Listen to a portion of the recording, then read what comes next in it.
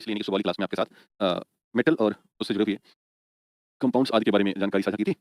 अभी आज हम इस दृष्टिकोण में नॉन मेटल और नॉन मेटल के अलावा जो मिश्र धातुएँ हो सकती हैं, मेटलॉइड हो सकते हैं यानी कि सब मेटल्स, उन पर जितनी भी आवश्यक चर्चाएँ हैं उसको हम करेंगे। और साथ ही साथ फिर जो अन्य दूसरा आज के इस पूरे हिस्से में 2 खंड है, यानी कि लगभग-लगभग हम 6 सवा 6 बजे तक आपके साथ रहेंगे। लगभग 3 घंटे के आसपास का कार्यक्रम है। अभी एक कुर्सी लेते हैं ना तो इन 3 घंटों के कार्यक्रम में हम जो दूसरा खंड है यानी कि आगामी 2 घंटे तक तो यही चलेगा, डेढ़ घंटे तक। फिर दूसरे खंड में हम फिर ऑर्गेनिक केमिस्ट्री के महत्वपूर्ण पहलुओं पर चर्चा करेंगे कि ऑर्गेनिक केमिस्ट्री में क्या पूछा जा सकता है और किस स्तर की हम पढ़ाई को आगे बढ़ाएँ। तो इन मुद्दों पर हम आप दोनों लोग मिलकर के विचार करेंगे और उसको लेकर के चलते रहेंगे, है ना? तो आइए शुरुआत करते हैं आज के इस महत्वपूर्ण कार्यक्रम की। गुड आफ्टरनून, नमस्ते। और अभी तक हमने पिछली क्लास में जो मेटल के टॉपिक आपको पढ़ाए थे, कितने लोगों ने उसे लिखा? ईमानदारी से बताना कि लगभग-लगभग हम आपको 11 बजे छोड़ दिए थे और पुनः हम आपको 3 बजे मुलाकात कर रहे हैं और मोटा-मोटा 4 घंटे के आसपास का समय था। तो क्या आप इन 4 घंटों में कुछ लिखे हो? सारा तो नहीं लिख पाए होंगे। अच्छा, रॉकी करके कह रहे हैं सर पिछली क्लास का हमने सारा नोट्स कर लिया, सर रिवीजन करवाया जाएगा। अच्छी बात है। और सारा नोट करना हालाँकि टफ काम था क्योंकि अपने आप में करीब वो पेजेज़ थे 50-60, अगर हिंदी-हिंदी का ही लिख लें। सर लिख लिए हैं। यस सर, हमने भी लिख लिया है। मेरा पूरा नहीं हुआ ऐसा केसरी कह रही हैं और केसरी सलोनी जी हैं। यस सर, मैंने लिख लिया है, गुड आफ्टरनून। और यस सर पूरा लिख लिए केजीएस यूज़र करके। सर एक है हमारे पास अमायरा, ये कहीं नहीं लिख पाए सर और मुँह बना रही हैं। अभी रात तक पूरा करना है उसे। मैंने जी सर मेरा तो पूरा नहीं हुआ। मैं आधा लिख ली हूँ सर, हेमलता कुमारी का। अच्छी बात है। मतलब ट्राई तो किया आपने ना, थोड़ा-सा बाकी है सर। मेरा भी थोड़ा-सा बाकी है, अच्छी बात है। तो मतलब आपने तो प्रयास तो किया ना, अब उसको क्या करना है कि रिवीज़न करना है ना? अभी हम लोग पढ़ाने चले, इसको अब आप रात के लिए रख देना और आप जब रिवीज़न कर लेंगे, दोहराते रहेंगे, बार-बार इसी एक ही चीज़ को रिपीट एंड रिपीट मोड में रखेंगे, तो वह स्वतः याद हो जाएगा, है ना? हाँ, वो भी कर सकते हो स्मृति कि पुराने नोट्स को हाइलाइट कर लो। नॉन मेटल और मेटलॉइड जैसा चैप्टर है, इस पे हम चर्चा करेंगे। अब आपसे एक सवाल है कि भई ये नॉन मेटल का मामला क्या है ना?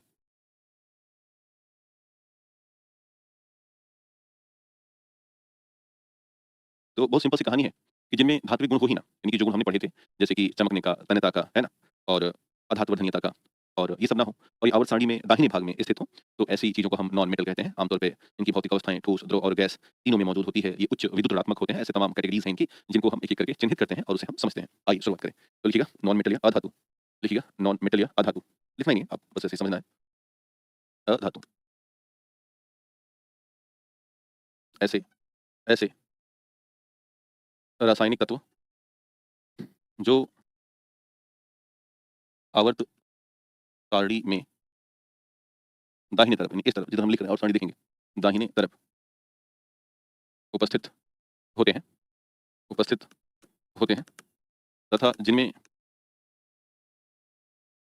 धात्विक गुण जैसे चमक, आघात, वर्धनीयता, तन्यता आदि नहीं पाए जाते, नहीं पाए जाते हैं, अधातु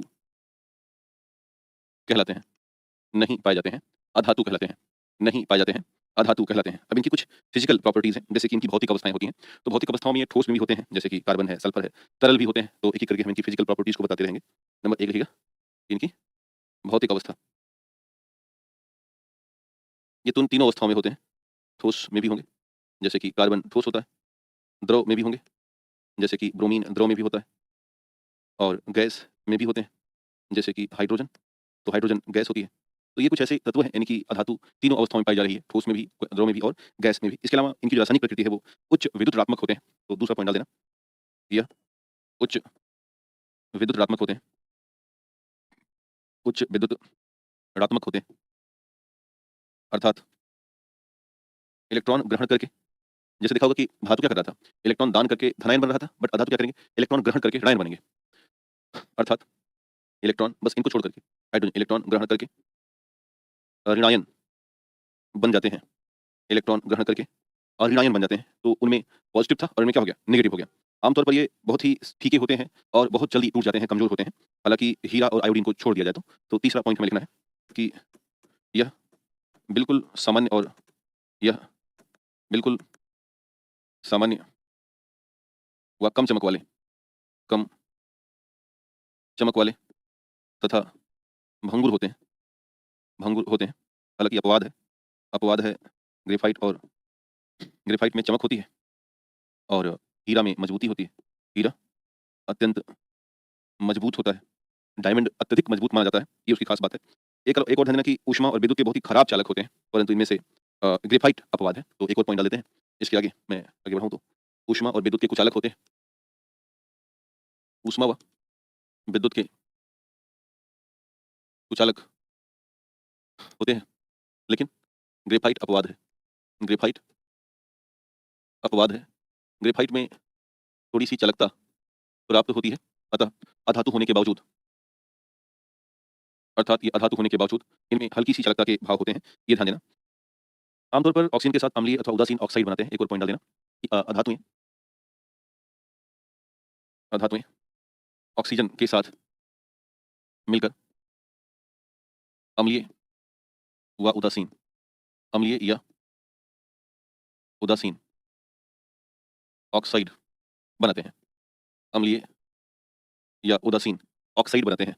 अम्लीय या उदासीन ऑक्साइड बनाते हैं। तो ये हमें कुछ पॉइंट रहे हैं, जिनको हमें ध्यान में रखना है कि ये विद्युत नेगेटिव हैं, इलेक्ट्रोनेगेटिव होते हैं, इनमें कोई चालकता नहीं होती है और उतने मजबूत भी नहीं है, लेकिन हीरा ऐसा है, उसकी अपनी जो टेट्राहेड्रल संरचनाएँ पाई जाती हैं, उन टेट्राहेड्रल संरचनाओं की तरफ वजह से ये बहुत ज़्यादा मजबूत होते हैं। अब हम कुछ अलग-अलग अधातु तत्वों के बारे में बताएँगे, उनकी खासियत के बारे में बताएँगे, जिनमें से पहला अधातु तत्व है हाइड्रोजन। ध्यान देना, हाइड्रोजन एक गैसीय अधातु तत्व है। हमने देखा तीनों रूप में होते हैं। तो हाइड्रोजन एक गैसीय अधातु तत्व है, जिसमें ना तो कोई रंग है, ना ही गंध है, ना ही कोई स्वाद है, बिल्कुल पारदर्शी और सबसे हल्का तत्व होता है ना? दूसरा सबसे हल्का तत्व हीलियम है। इसे आवर्त सारणी का प्रथम तत्व भी कहते हैं। कई बार ना इसे आवारा तत्व भी कहते हैं, क्योंकि ये इधर-उधर घूमता रहता है, दूसरे में रहता है ना, पहले पहले वाली में। एकमात्र ऐसा तत्व है जिसमें न्यूट्रॉन का अभाव होता है, ये बात हमने आपको फिजिक्स में समझा रखी है। ब्रह्मांड में सबसे अधिक मात्रा में कोई उपलब्ध है तो हाइड्रोजन है। अधिक अभिक्रियाशील होता है, अम्लों के साथ समान रूप से पाया जाता है। अब जैसे बहुत से अम्ल हैं, मान लो HCl है, वहाँ मिलेगा, HBr है, वहाँ मिलेगा, H2SO4 है, वहाँ मिलेगा, है ना? मतलब जितने भी लगभग अम्ल हैं 90+% सब में हाइड्रोजन छिपा ही रहता है, साथ में रहता ही रहता है। एक और खास बात, फ्यूचर का इसे हम फ्यूल मान रहे हैं। आजकल हाइड्रोजन से संचालित बहुत से वाहन आने शुरू हो गए हैं और इसे आवारा तत्व के नाम से भी जाना गया है। हैबर विधि से जब अमोनिया बनती है तो उसी दौरान हाइड्रोजन की आवश्यकता लगती है। दूसरा, वनस्पति घी के निर्माण में, बिल्डिंग में और मिथाइल अल्कोहल और कृत्रिम पेट्रोल बनाने में, ये बहुत महत्वपूर्ण ध्यान देना, एक बार पूछा गया सवाल है कि कृत्रिम पेट्रोल के निर्माण में किस तत्व की भूमिका होती है? तो जवाब था हाइड्रोजन की। किसका जवाब था? हाइड्रोजन की। तो जब भी हाइड्रोजन से देखो मैंने क्या किया है, मेरा उद्देश्य ये है, उसको खुद से कर लेना सुमित कुमार भैया, है ना? जो रह गया है आपको लगता है कि वो नहीं हो पाया तो उसको क्या करना चाहिए? खुद से करना चाहिए। ये यही तरीका है। क्योंकि मेरी नज़र में जितना भी था वो मैंने करवा दिया भाई। बाकी है क्या ना भैया कि किसी भी विषय में कोई भी अध्यापक कभी पूरा नहीं कर सकता, ये ध्यान रखना, कारण बहुत बड़ा है। तो जो भी आपको और अधिक लग रहा हो, क्योंकि एग्ज़ाम में निकालना आपको भी है ना, तो मैंने तो आपकी मदद की जितना भी हो सकता है। क्योंकि आपको भी निकालना है, थोड़ा आप भी अपनी मदद खुद से भी करो। तो इस आधार पे 2 लोग मिलके शानदार सा एग्ज़ाम निकालेंगे, है ना भैया? तो ये ध्यान रखना कि कृत्रिम पेट्रोल के निर्माण में इसकी भूमिका है। तो इसको मैंने क्या कर रखा है कि अभी तक हाइड्रोजन से जितना भी सवाल अगल-बगल पूछे गए हैं, उसको हमने इकट्ठा मर्ज कर लिया है, जितने पूछे जा सकते हैं, उनको हमने फिट कर रखा है। तो बस आपको इसे बिंदुवार पॉइंट करते हुए चले चलना है। हाइड्रोजन के 3 बड़े समस्थानिक हैं, तो अपन लोग नीचे एक नोट लिख देंगे उसमें कॉपी में और लिखेंगे ऐसे, हाइड्रोजन के प्रमुख समस्थानिक। तो एक होता है 1H1 जिसे हम प्रोटियम कहते हैं, और दूसरा होता है 1H2 जिसे ड्यूटेरियम कहते हैं, और तीसरा होता है ट्राइटियम यानी कि 1H3। तो 1H1 को ध्यान में रखना, ये सिंपल है, इसके लिए बहुत परेशान नहीं होना। 1H2 भी बहुत सिंपल है, इसके लिए परेशान नहीं होना, बस यहाँ ध्यान देना 1H3 की कहानी में थोड़ा-सा चेंज है। चेंज क्या है कि 1H3 में अगर हम आपसे कहें कि इसमें ज़रा इलेक्ट्रॉन, प्रोटॉन और न्यूट्रॉन निकाल के बताओ, तो ज़रा बताना इसको हमें। इसमें जो प्रोटॉन है वो 1 है, इलेक्ट्रॉन है वो 1 है, लेकिन इसमें न्यूट्रॉन 2 आ गया है। न्यूट्रॉन क्या आ गया? 2 आ गया। और अब अगर आपसे कहूँ मैं N/P = 1 तो आप कहोगे नहीं, ऐसा नहीं है। न्यूट्रॉन 2 है, प्रोटॉन 1 है जो कि ग्रेटर देन 1.5 है। जब ये कहानी आ जाएगी ग्रेटर देन 1.5 तो आपने शायद फिजिक्स में पढ़ा हुआ है कि ऐसी स्थिति को बोलते हैं रेडियो सक्रिय तत्व। क्या बोलते हैं? रेडियो सक्रिय तत्व के नाम से जानते हैं। ये बात आपको मैंने फिजिक्स में बता रखी है, शायद पता होगा। 5 कहाँ से आ गया भाई इसमें 1H3 में? रिवीजन करोगे तभी तो काम चलेगा। देखो रॉकी ने नंबर 1 का बताया कि इलेक्ट्रॉन, प्रोटॉन और न्यूट्रॉन इस रूप में होते हैं। तो अब चूँकि जो 1H3 है ना, ये एक प्रकार का रेडियो एक्टिव है और मोर स्टेबल होता है। आपसे पूछ सकते हैं कि हाइड्रोजन के का कौन-सा समस्थानिक रेडियो एक्टिव होता है? हाइड्रोजन का कौन-सा समस्थानिक रेडियो एक्टिव होता है? जवाब हो जाएगा 1H3 रेडियो एक्टिव होते हैं। इसका हाफ लाइफ 12.33 वर्ष होता है और हाइड्रोजन बम के निर्माण में, ध्यान देना, हाइड्रोजन बम के निर्माण में इसी की भूमिका होती है 1H3 की। किसकी? 1H3 की। इसे हमें ध्यान में रखना है। खैर, आगे बढ़ें तो हमें हाइड्रोजन से बने हुए कुछ कंपाउंड्स मिलते हैं, जैसे कि एक है जिसका नाम है भारी जल। इसे कहते हैं D2O, यानी कि जो 1H2 है, ड्यूटेरियम है, इसको मिला करके भारी जल बनता है। क्या बनेगा? अच्छा 1.5 लिखा था आपने। ओह हो हो! हाँ, इसमें 1.5 लिख नहीं सकते ना सही से। खैर, तो भारी जल वास्तव में क्या है ये? ड्यूटेरियम का ऑक्साइड होता है, यानी कि 1H2 जो है, उसमें अगर हम ऑक्सीजन जोड़ दें, तो उसे हम ड्यूटेरियम का ऑक्साइड कहेंगे, अर्थात हाइड्रोजन का जो भारी आइसोटोप माना जाता है। एक वैज्ञानिक इनका नाम था हेराल्ड उरे। हेराल्ड उरे ने 1931 में इसे विकसित किया था, यानी कि भारी जल को। एक बात समझना, एक मंदक के तौर पर इसका इस्तेमाल करते हैं, हम लोग पढ़े हैं पहले से। मैग्नेटिक रेजोनेंस या चुंबकीय अनुनाद के तौर पर इस्तेमाल होता है, और न्यूट्रिनो डिटेक्टर 3 जगहों पर हम भारी जल का इस्तेमाल करते हैं। एक और खास बात कि थोड़ी बहुत मात्रा में भारी जल मानव के उपापचय को बेहतर करता है। कई जगहों पर भारी जल का इस्तेमाल दवा के तौर पर किया गया। हालाँकि अधिक मात्रा में भारी जल हानिकारक भी है। इसे आप एक तरीके से दवा के तौर पर ही ले सकते हैं, इसे ध्यान में रखना है। सैकड़ों लीटर पानी का एक तरीका है इलेक्ट्रोलाइसिस कराते हैं, और जब इलेक्ट्रोलाइसिस कराते हैं कुछ मिलीलीटर, कितना? कुछ मिलीलीटर भारी जल प्राप्त होता है। अतः बहुत सारे अधिक जल का इस्तेमाल किया जाएगा। उसका इलेक्ट्रोलाइसिस होगा, उस आधार पर बहुत ही कम मात्रा का, थोड़ी मात्रा का भारी जल हमें मिलता है। और आंशिक आसवन भी इसमें इस्तेमाल करते हैं। आंशिक आसवन लेकिन ज़्यादा इस्तेमाल नहीं होता, थोड़ी विधि है। यानी कि 2 एग्ज़ाम में आ सकता है कि सामान्य जल से, ऐसे पूछ सकते हैं आपसे कि सामान्य जल से अगर हम भारी जल बना रहे हैं, तो ऐसी स्थिति में यह विधि कौन-सी है जो इसे बना रही है? तो एक तो है इलेक्ट्रोलाइसिस, और दूसरी जो विधि है इसे हम कहते हैं फ्रैक्शनल डिस्टिलेशन। क्या बोलते हैं? फ्रैक्शनल डिस्टिलेशन के नाम से जानते हैं। तो इसे बोलेंगे आंशिक आशोवन, क्या बोलेंगे? आंशिक आशोवन विधि। तो 2 आप याद रखना है। दूसरा, भारी जल सजीवों के लिए बेहतर नहीं होता है, लेकिन कब? अधिक मात्रा में। ये वृद्धि को धीमा कर सकता है, जब आप इसे अधिक मात्रा में किसी सजीव को देंगे तो। तो इस स्तर पर हमने देखा भारी जल के बारे में, ध्यान देना। एक और हमारे पास अधातु है जिसका नाम है ऑक्सीजन। ऑक्सीजन के बारे में सबसे पहले जोसेफ प्रिस्टले और सीले ने बताया था। हालाँकि ऑक्सीजन को इससे पहले भी किसी ने बताया था। इससे पहले संभावना व्यक्त की गई थी लेवाज़िए के द्वारा। हमने एक आपको समझाया भी है। एक वैज्ञानिक थे लेवासिए। इन्हें रसायन विज्ञान का जनक मानते हैं, लेवासिए को। आधुनिक रसायन विज्ञान का जनक माना जाता है। इन्होंने ये व्यक्त किया था कि कोई ऐसी गैस है जिससे आग लग रही है। अगर ये गैस नहीं होगी तो आग लगना बंद हो जाएगा, और यूरोप के प्रोजेस्टन के सिद्धांत को इन्होंने नकारा था। तो शुरुआत अगर की जाए गैस यानी कि ऑक्सीजन गैस के बारे में, तो लेवाइज़िए हैं, बाकी खोजकर्ता सीले और प्रिस्टले आएँगे, ध्यान में रखना है। ऑक्सीजन वायु से भारी है और ठंडा करने पर ये नीले लौ से जलती है। ऑक्सीजन स्वयं नहीं जलती, परंतु दहन करने के लिए बेहद आवश्यक मानी जाती है, अत्यंत आवश्यक है, क्योंकि बिना ऑक्सीजन गैस के, ध्यान देना, बिना ऑक्सीजन गैस के, ये O है, तत्व है, और ये O2 है, ये गैस है। इसे ध्यान देना। ऑक्सीजन साधारण और समुद्री जल दोनों में मिले हैं, बस ध्यान रखना। समुद्री जल में तुलनात्मक कम है और साधारण जल में ज़्यादा है। इसमें ज़्यादा होता है और इसमें थोड़ी कम होती है। वायुमंडल में प्रकाश संश्लेषण द्वारा यह प्राप्त होती है। आपने खूब पढ़ रखा है कि जब प्रकाश संश्लेषण होता है C6H12O6 और प्लस में ऑक्सीजन गैस निर्मुक्त होती है, तो फिर हमारे आस-पास हम उसे सांस में लेते हैं। ऑक्सीजन द्रव अवस्था में हो सकती है और इस अवस्था को बोलते हैं क्रायोजेनिक ईंधन के तौर पर इस्तेमाल करते हैं, है ना? आपने याद रखो -183 अंश सेल्सियस तापमान पर इसे हम द्रव ईंधन में, या एक तरीके से क्रायोजेनिक ईंधन के रूप में, हालाँकि क्रायोजेनिक ईंधन तो नहीं है, इसको एक वर्ड यूज़ करेंगे हम, क्रायोजेनिक ऑक्सीकारक कह सकते हैं। क्रायोजेनिक रूप में ये एक प्रकार का ऑक्सीकारक है। ईंधन तो हाइड्रोजन होता है ना? जब आप द्रव हाइड्रोजन का इस्तेमाल करो तो ये कहलाता है क्रायोजेनिक ईंधन। क्या कहलाएगा? क्रायोजेनिक ईंधन कहलाएगा। और ऐसी स्थिति में -253 अंश सेल्सियस तापमान पर हम हाइड्रोजन को लिक्विफाई करते हैं, हाइड्रोजन को लिक्विफाई करते हैं। ध्यान देना, ऑक्सीजन से ओज़ोन की परत बनती है, और ओज़ोन की परत बनने के बड़े सिंपल आपने ज्योग्राफी में पढ़े होंगे कि वास्तव में हमारे पास 3 तरह की यूवी रेज़ हैं, यूवीए, यूवीबी और यूवीसी, जिसको हमने फिजिक्स में आपको पढ़ाया है। यूवीसी अत्यंत हानिकारक है, बी वाली थोड़ी कम हानिकारक है, और सी वाली बिल्कुल हानिकारक उतनी नहीं होती हैं, आराम से चली जाती हैं। तो जो स्ट्रेटोस्फीयर है, उसी स्ट्रेटोस्फीयर पर ये एक लेयर बनती है ना? और ये लेयर बनी कैसे? ऑक्सीजन जो होती है वो टूट जाती हैं। ओ और ओ में क्यों टूट जाएँगी? यूवी रेज़ के प्रभाव में। यूवी रेज़ के प्रभाव में ऑक्सीजन गैस टूट जाएगी किसमें? O तत्वों में, और फिर एक O तत्व अगली ऑक्सीजन से मिलकर के O3 बना लेगा, और यही O3 कहलाता है ओज़ोन लेयर। क्या कहलाएगा? Ozone layer. कई बार यही ओज़ोन लेयर और ज़्यादा प्रभावी रूप से टूटने लगते हैं, जब ओ यूवी रेज़ का और अधिक प्रभाव बढ़ जाता है, और O3 टूट जाएगा O2 और O में, यानी कि ऑक्सीजन गैस में और ऑक्सीजन तत्व में, और फिर एक ओज़ोन से दूसरा एक ऑक्सीजन तत्व रिएक्शन में आएगा और 2-2 ऑक्सीजन क्रिएट कर देगा, और इस तरह से ओज़ोन परत का क्षरण हो जाता है। ओज़ोन परत का क्षरण हो जाता है, इसे हमें ध्यान में रखना है। तो यहाँ पर O3 के बारे में बातचीत की गई है, जिसका नाम है ओज़ोन। आइए समझते हैं कि ओज़ोन क्या है। तो ऑक्सीजन का ही यह एक अपर रूप है। क्या है? एलोट्रोप है, यानी कि जो जिस तत्व से बन जाए वो अपर रूप कहलाता है, समान रूप से, है ना? तो इसे ध्यान देना, इसे ध्यान दीजिएगा कि सूर्य से आने वाली पराबैंगनी किरणें ही ऑक्सीजन से ओज़ोन का निर्माण करवाती हैं। यानी कि हमने देखा कि जो ऑक्सीजन है वो एक O से मिला और बना लिया O3। ये ऐसा इसलिए क्योंकि पराबैंगनी किरणों ने ऐसा किया। दूसरा, ये नीले रंग की है और वायु से भारी है, और जब भी आप कभी ओज़ोन के संपर्क में आएँगे,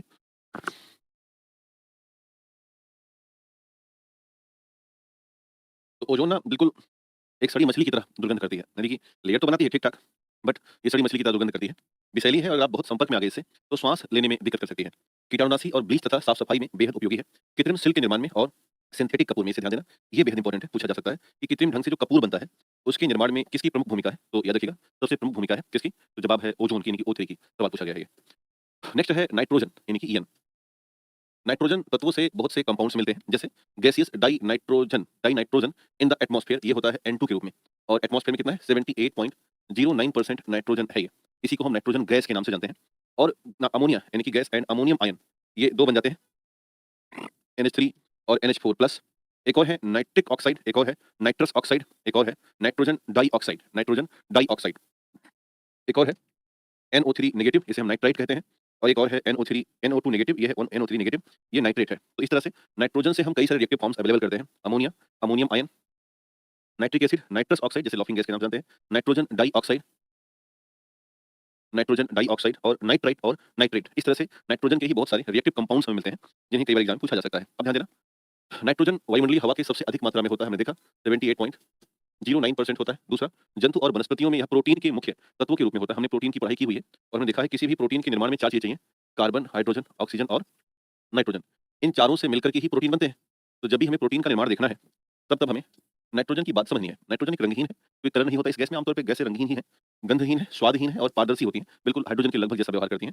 यह एक उदासीन गैस है, यानी मान के चलना लगभग अक्रिय जैसी, लगभग अक्रिय जैसी गैस है। अतः यह हमें बहुत प्रभाव नहीं डालती। आपने शायद पढ़ा होगा कि जितना गैस हम खींचते हैं, यानी कि इन्हेल करते हैं, उतना ही नाइट्रोजन हम एक्सहेल भी कर देते हैं। अतः ये हमारी शरीर में अभिक्रिया नहीं करती हैं, बिल्कुल सामान्य सी हैं, ये ध्यान रखना है। दूसरा, वायुयान के टायरों में हम शुष्क नाइट्रोजन गैस भरते हैं। कई जगहों पे आपको हीलियम मिलेगा, उसे आप गलत कर देना, हीलियम नहीं भराता। वायुयान के टायरों में शुष्क नाइट्रोजन गैस भराता है और शुष्क नाइट्रोजन गैस भराने से कई सारे लाभ और फायदे हैं। आजकल कारों में भी यही भरा जा रहा है, खास करके जो ट्यूबलेस टायर आ रहे हैं ना, ट्यूबलेस जो टायर आते हैं, इन ट्यूबलेस टायरों में भी यही नाइट्रोजन गैस हम भरते हैं। इसके उद्देश्य के पीछे या इसके पीछे का जो उद्देश्य है भरने का वो ये है कि एक तो इसमें बहुत कम हवा लीक होती है, आप भरा लीजिए, महीनों-महीने पड़ा रहेगा। दूसरा, इसमें कोई मॉइस्चर नहीं है और तीसरा, टायर फटने का अथवा प्रेशर ज़्यादा बढ़ने का कोई रिस्क बहुत कम होता है। सामान्य हवा में ये चीज़ें परेशान करती हैं। कृत्रिम गर्भाधान कराने के लिए एक बड़ा-सा ऐसा डब्बा आता है, देखा होगा आपने, और इस डब्बे में ना ऐसी लंबी-लंबी राडें रखी होती हैं, जिसमें शीमन इकट्ठा होते हैं। इसको हम एक लिक्विड नाइट्रोजन में स्टोर करके रखते हैं, जिससे कि ये खराब ना हो सके। और दूसरा, कई बार चूँकि ये बहुत ज़्यादा उदासीन होती हैं, लगभग निष्क्रिय जैसा व्यवहार करें, अतः आप नाइट्रोजन को निष्क्रिय गैसों के स्थान पर भी इस्तेमाल कर सकते हैं। ये कुछ खास बात रही है नाइट्रोजन की। अभी तक जो सवाल पूछे गए नाइट्रोजन से लगभग इसी कैटेगरी के रहे हैं, ये ध्यान रखना है। खैर, आगे थोड़ा-सा बढ़ें तो नाइट्रोजन से कुछ प्रमुख यौगिक होते हैं, जिनमें से एक बहुत ही प्रमुख कंपाउंड है, जिसका नाम है NH3, इसे कहते हैं अमोनिया।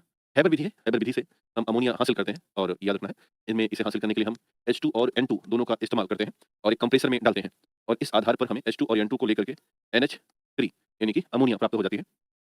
इसे ध्यान दीजिएगा। अच्छा मोन आज सीमन वाले नहीं, नहीं वो तो वो है कौन से थे? मुझे उनका नाम याद आ रहा है। अच्छा आप उस बैच से हो क्या, मोनू सिंह? उनका नाम था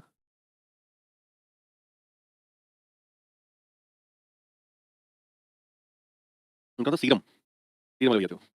बहुत एक लड़का था गुस्से में खड़ा हुआ, कह रहा सब कुछ बता दिया, सीरम नहीं बताया आप। तब से उनका नाम सीरम वाले भैया पड़ गया। सीरम कैसे होता है? सीरम का मतलब क्या है? सीरम मतलब ब्लड प्लाज़्मा से क्या माइनस कर दो? जो ब्लड प्लाज़्मा होती है, इनमें से माइनस कर दो blood clotting protein, blood clotting protein minus कर दो, तो जो बचेगा ये कहलाता है ब्लड सीरम। क्या कहलाएगा? Blood serum. इसे ध्यान रखना, शायद बताया भी होऊँगा, नहीं तो याद रखना। अच्छा, अच्छा मैं भी सर।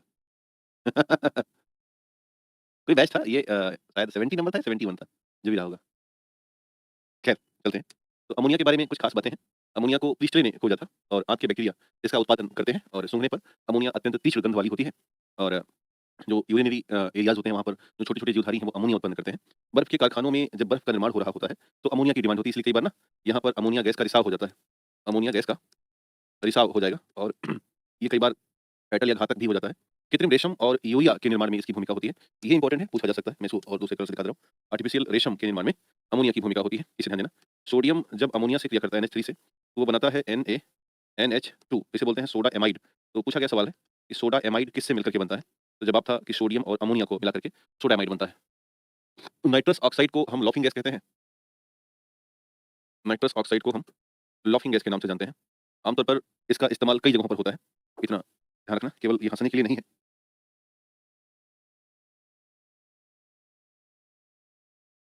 इसका इस्तेमाल करके हम दंत चिकित्सा में करते हैं। दंत चिकित्सा में अस्थायी बेहोशी के लिए करते हैं अथवा सर्जरी में बेहोश सामान्य सर्जरी के लिए के तौर पर करते हैं। सामान्य सर्जरी में बेहोशी के लिए करते हैं। बहुत पहले करते थे, अब तो नहीं करते, बस याद रखिएगा सामान्य सर्जरी में अगर हमें किसी व्यक्ति को बेहोश करना है तो करेंगे। ये मीठी गंध वाली होती हैं। इनमें एक मीठी गंध आती है। पहले अमेरिका में इसका इस्तेमाल यूरोप वगैरह में पार्टियों में करते थे। थोड़ा-थोड़ा मज़ा आता था, फिर सूँघ करके लोग एकदम हल्के बेहोश से हो जाते थे, तो उनको नशे जैसी स्थितियाँ आ जाती थी। और ये तीसरी सबसे पावरफुल ग्रीन हाउस गैस होती है नाइट्रस ऑक्साइड, है ना? ओज़ोन परत को ये नुकसान पहुँचाती है। ओज़ोन परत को नुकसान पहुँचाती है। ओज़ोन परत को नुकसान पहुँचाती है। ओज़ोन परत को ये नुकसान पहुँचाती है, इसे ध्यान देना। जोसेफ प्रिस्टले ने इसकी पहचान की थी और हैम्फ्री डेवी ने इसका नामकरण किया था। तो इसको भी ध्यान देना कि जोसेफ प्रिस्टले जोसेफ प्रिस्टले ने पहचान की थी इसकी और हैम्फ्री डेवी करके एक व्यक्ति हैं, उन्होंने इसका नामकरण किया था। हैम्फ्री डेवी ने इसका नामकरण किया था। ये पॉइंट याद रखिएगा। बाकी नेक्स्ट जो अधातु तत्व है वो है फास्फोरस। फास्फोरस बहुत ही हाइली रिएक्टिव होता है और ये जैसे ही हवा में होता है तुरंत ऑक्सीजन से क्रिया कर बैठता है। अतः इसे हमेशा पानी में डुबो करके रखा जाएगा। एक ग्लास लेंगे, H2O लेंगे और इसमें हम फास्फोरस डुबो देते हैं। क्योंकि ये फास्फोरस उच्च अभिक्रियाशील होते हैं, उच्च अभिक्रियाशील होते हैं। किससे होते हैं? O2 से होते हैं। अतः इन्हें पानी में डुबो कर रखा जाता है। अतः इन्हें पानी में डुबो कर रखा जाता है। कर रखा जाता है। अतः इन्हें पानी में डुबो कर रखा जाता है। हेनिंग ब्रैड करके इन्होंने इसकी पहचान की थी। फास्फोरस की प्रकृति में फास्फोरस स्वतंत्र अवस्था में नहीं होते हैं। हाइड्रॉक्सी एपेटाइट और फ्लोरोएपेटाइट फास्फोराइट इसके प्रमुख अयस्क माने जाते हैं। ये हमें ध्यान देना है। जल में डुबो कर रखते हैं। खुले में रखने से आग लग जाती है। हाँ, कई बार ऐसा होता है, चमकते भी हैं। है ना? फास्फोरस के 3 एलोट्रोप हैं, सफेद फास्फोरस, लाल फास्फोरस और काला फास्फोरस। सफेद फास्फोरस इसे पीला फास्फोरस भी कहते हैं। ये विषैला होता है, मोम जैसी नरम और ठोस होगा। फूसी जौ नमक रोग का कारक बनता है। इसको इससे प्रभाव डालेगा। अंधेरे में चमकता है। बहुत साल पहले दियासलाई में इसका इस्तेमाल करते थे, बट ये चूँकि हानिकारक है, इसलिए खान सर अभी जो बारिश हो रहा है, सब बोल रहे हैं कि नहीं वो बिल गेट्स के चक्कर में मत पड़ो, वो एक तरीके से पश्चिमी विक्षोभ वगैरह है, बस कुछ है नहीं वो। यह एक सफेद मतलब ठीक है, उन्होंने ऐसा किया और कॉन्ट्रेल्स वगैरह बनाने की खबरें आई। वो लोग ऐसा करते रहते हैं, बट अभी ऐसा नहीं है। लाल फास्फोरस ये सफेद फास्फोरस को गर्म करके प्राप्त होता है। तुलनात्मक रूप से बिल्कुल विषैला नहीं होता। आमतौर पर वर्तमान में जो माचिस बन रहा है, वो माचिस इसी रेड फास्फोरस से ही बनता है। सफेद फास्फोरस को अक्रिय वातावरण में सील्ड करके हाई प्रेशर और हाई टेम्परेचर देते हैं, तो काला फास्फोरस बनता है, जिसकी क्रियाशीलता बहुत कम मानी जाती है। ध्यान देना, मैचस्टिक और माचिस का ये जो 2 रूप है, इसको याद रखना। ये पीछे का जो ये लेयर है जिसपे हम रगड़ते हैं, ये लेयर बनी है रेड फास्फोरस और ग्लास पाउडर की। जो रगड़ने वाली सतह है, रगड़ने वाली जो सतह है, ये बनी है लाल फास्फोरस की। और चूँकि इसमें थोड़ा घर्षण हो जाए, इसलिए इसमें थोड़ा-सा काँच का बुरादा डाल दिया गया है। काँच का इसमें चूर्ण डाल दिया गया है, ये ध्यान रखना। दूसरा, ये जो दिया सलाई का खोपड़ी है, जो कलरफुल होता है, इसमें भरा हुआ है एंटीमनी ट्राइसल्फाइड और पोटेशियम क्लोरेट। तो मैच स्टिक में क्या भरा है? एंटीमनी ट्राइसल्फाइड और पोटेशियम क्लोरेट भरा है और थोड़ा-सा सल्फर का इस्तेमाल करते हैं। और इसमें ध्यान देना, ये एक तरीके का लाइटर है। लाइटर में पीज़ो इलेक्ट्रिक मटेरियल का इस्तेमाल होता है। पीज़ो इलेक्ट्रिक पदार्थ का उपयोग होता है और इसमें इलेक्ट्रॉन उत्सर्जित होते हैं और इन्हीं इलेक्ट्रॉन के उत्सर्जन से चिंगारी निकलती है। चिंगारी या चिनगारी जो भी लिखना चाहें, वो निकलती है। साथ ही साथ इसमें ब्यूटेन भरा होता है ना? ब्यूटेन भरा जाता है, जो कि एक तरीके से कार्बनिक क्षेत्र में ही गैस आती है। ब्यूटेन भरते हैं, ज़्यादातर ब्यूटेन, थोड़ा बहुत प्रोपेन भी भर सकते हैं। तो ये रहा, अगर मान लो कि माचिस नहीं जल रहा है, तो लाइटर जला लेंगे, बाकी माचिस तो अपना जल ही जाएगा अगर है तो। क्योंकि माचिस में कई बार पानी-वानी घुस जाता है ना, तो दिक्कत आती है। तो दिया सलाई याद रखना, ये जो दिया सलाई ये है और ये सरफेस है रगड़ने वाला। तो रगड़ने वाले सरफेस पर लाल फास्फोरस है और दूसरा थोड़ा-सा उसमें काँच का बुरादा डाल देते हैं घर्षण बढ़ाने के लिए और एंटीमनी ट्राइसल्फाइड और पोटेशियम क्लोरेट और सल्फर का मिक्सचर बना करके उसका खोपड़ी रख देते हैं। ऐसे थोड़ा-सा लगा है, जल गया आराम से। तो ये सल्फर और फास्फोरस का रिएक्शन अवेलेबल हो रहा है। खैर, फास्फोरस पढ़ ही रहे थे, तो इसमें एक बहुत ही महत्वपूर्ण गैस बनाता है फास्फोरस, उसका नाम है फास्फीन, है ना? कास्टिक सोडा के साथ सफेद फास्फोरस को जब गर्म कर देंगे, मान लो कि ये कास्टिक सोडा है, यानी कि NaOH भरा गया है इसमें और प्लस में इसमें छोटा-छोटा हम अगर व्हाइट फास्फोरस भी डाल दें, सफेद फास्फोरस इसमें हम डाल देते हैं और इसको गर्म कराते हैं। तो गर्म करेंगे ना तो एक छल्ला निकलता है, रिंग्स निकलेगा इस तरह से और ये जो रिंग्स या छल्ले निकल रहे हैं, वास्तव में ये फास्फीन गैस है, PH3 है। आमतौर पर ये गैस उन जगहों पर निकलती है जहाँ पर ज़मीन दलदली हो अथवा जहाँ पर थोड़ा-सा कुछ ऐसा सड़ा गला हुआ चीज़ हो। तो ये एक तरीके से जब फास्फीन निकलती है दलदल के क्षेत्र में, इस तरह से बबल से छल्ले बना करके, तो ये सड़ी मछली की दुर्गंध भी लेकर के आती हैं। तो ये कुछ कॉन्सेप्ट रहे हैं जो कि फास्फीन से हैं। एक और है जिंक फास्फाइड और जिंक फास्फाइड भी फास्फोरस से बन रहा है और ये हाइली न्यूरोटॉक्सिक होता है, हाइली न्यूरोटॉक्सिन है और इसका इस्तेमाल करके हम रोडेंट एंटी रोडेंट बनाते हैं। यानी कि चूहा मार दवाई। चूहा मार दवाई तो नहीं कह सकते, ज़हर कह सकते हैं, दवाई क्या है? दवाई तो ठीक करती है ना। रैटनिल मार्केट में बहुत फेमस है। इसमें जिंक फास्फाइड होता है, 50+ % होना चाहिए, तो चूहा मर जाता है, बस पानी-वानी मत पियाओ उसको।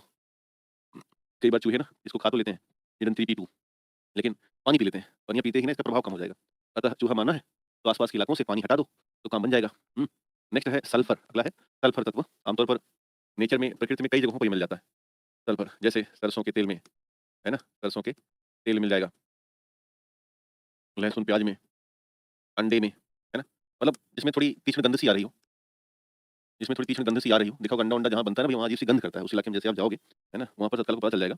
इंसान भी मर सकता है, क्या नहीं मर सकता? हाइली न्यूरोटॉक्सिक है ना, बच्चों-वच्चों को तो परेशान कर ही देगा। बहुत से लोग सस्ती मौत मरना चाहते हैं, तो यही चूहा दवाई खा के मर जाते हैं, है ना? तो कुछ लोग सस्ती मौत मरने की हालात में होते हैं ना, तो कुछ ऐसे ही होते हैं और जो थोड़ी महँगी मौत मरना चाहते हैं, वो बड़ी-बड़ी गाड़ियों में एक्सीडेंट करा लेते हैं। चूहा मार दवाई हाइली टॉक्सिक तो है ही। इससे आप किसी भी तरह का रोडेंट मार सकते हैं।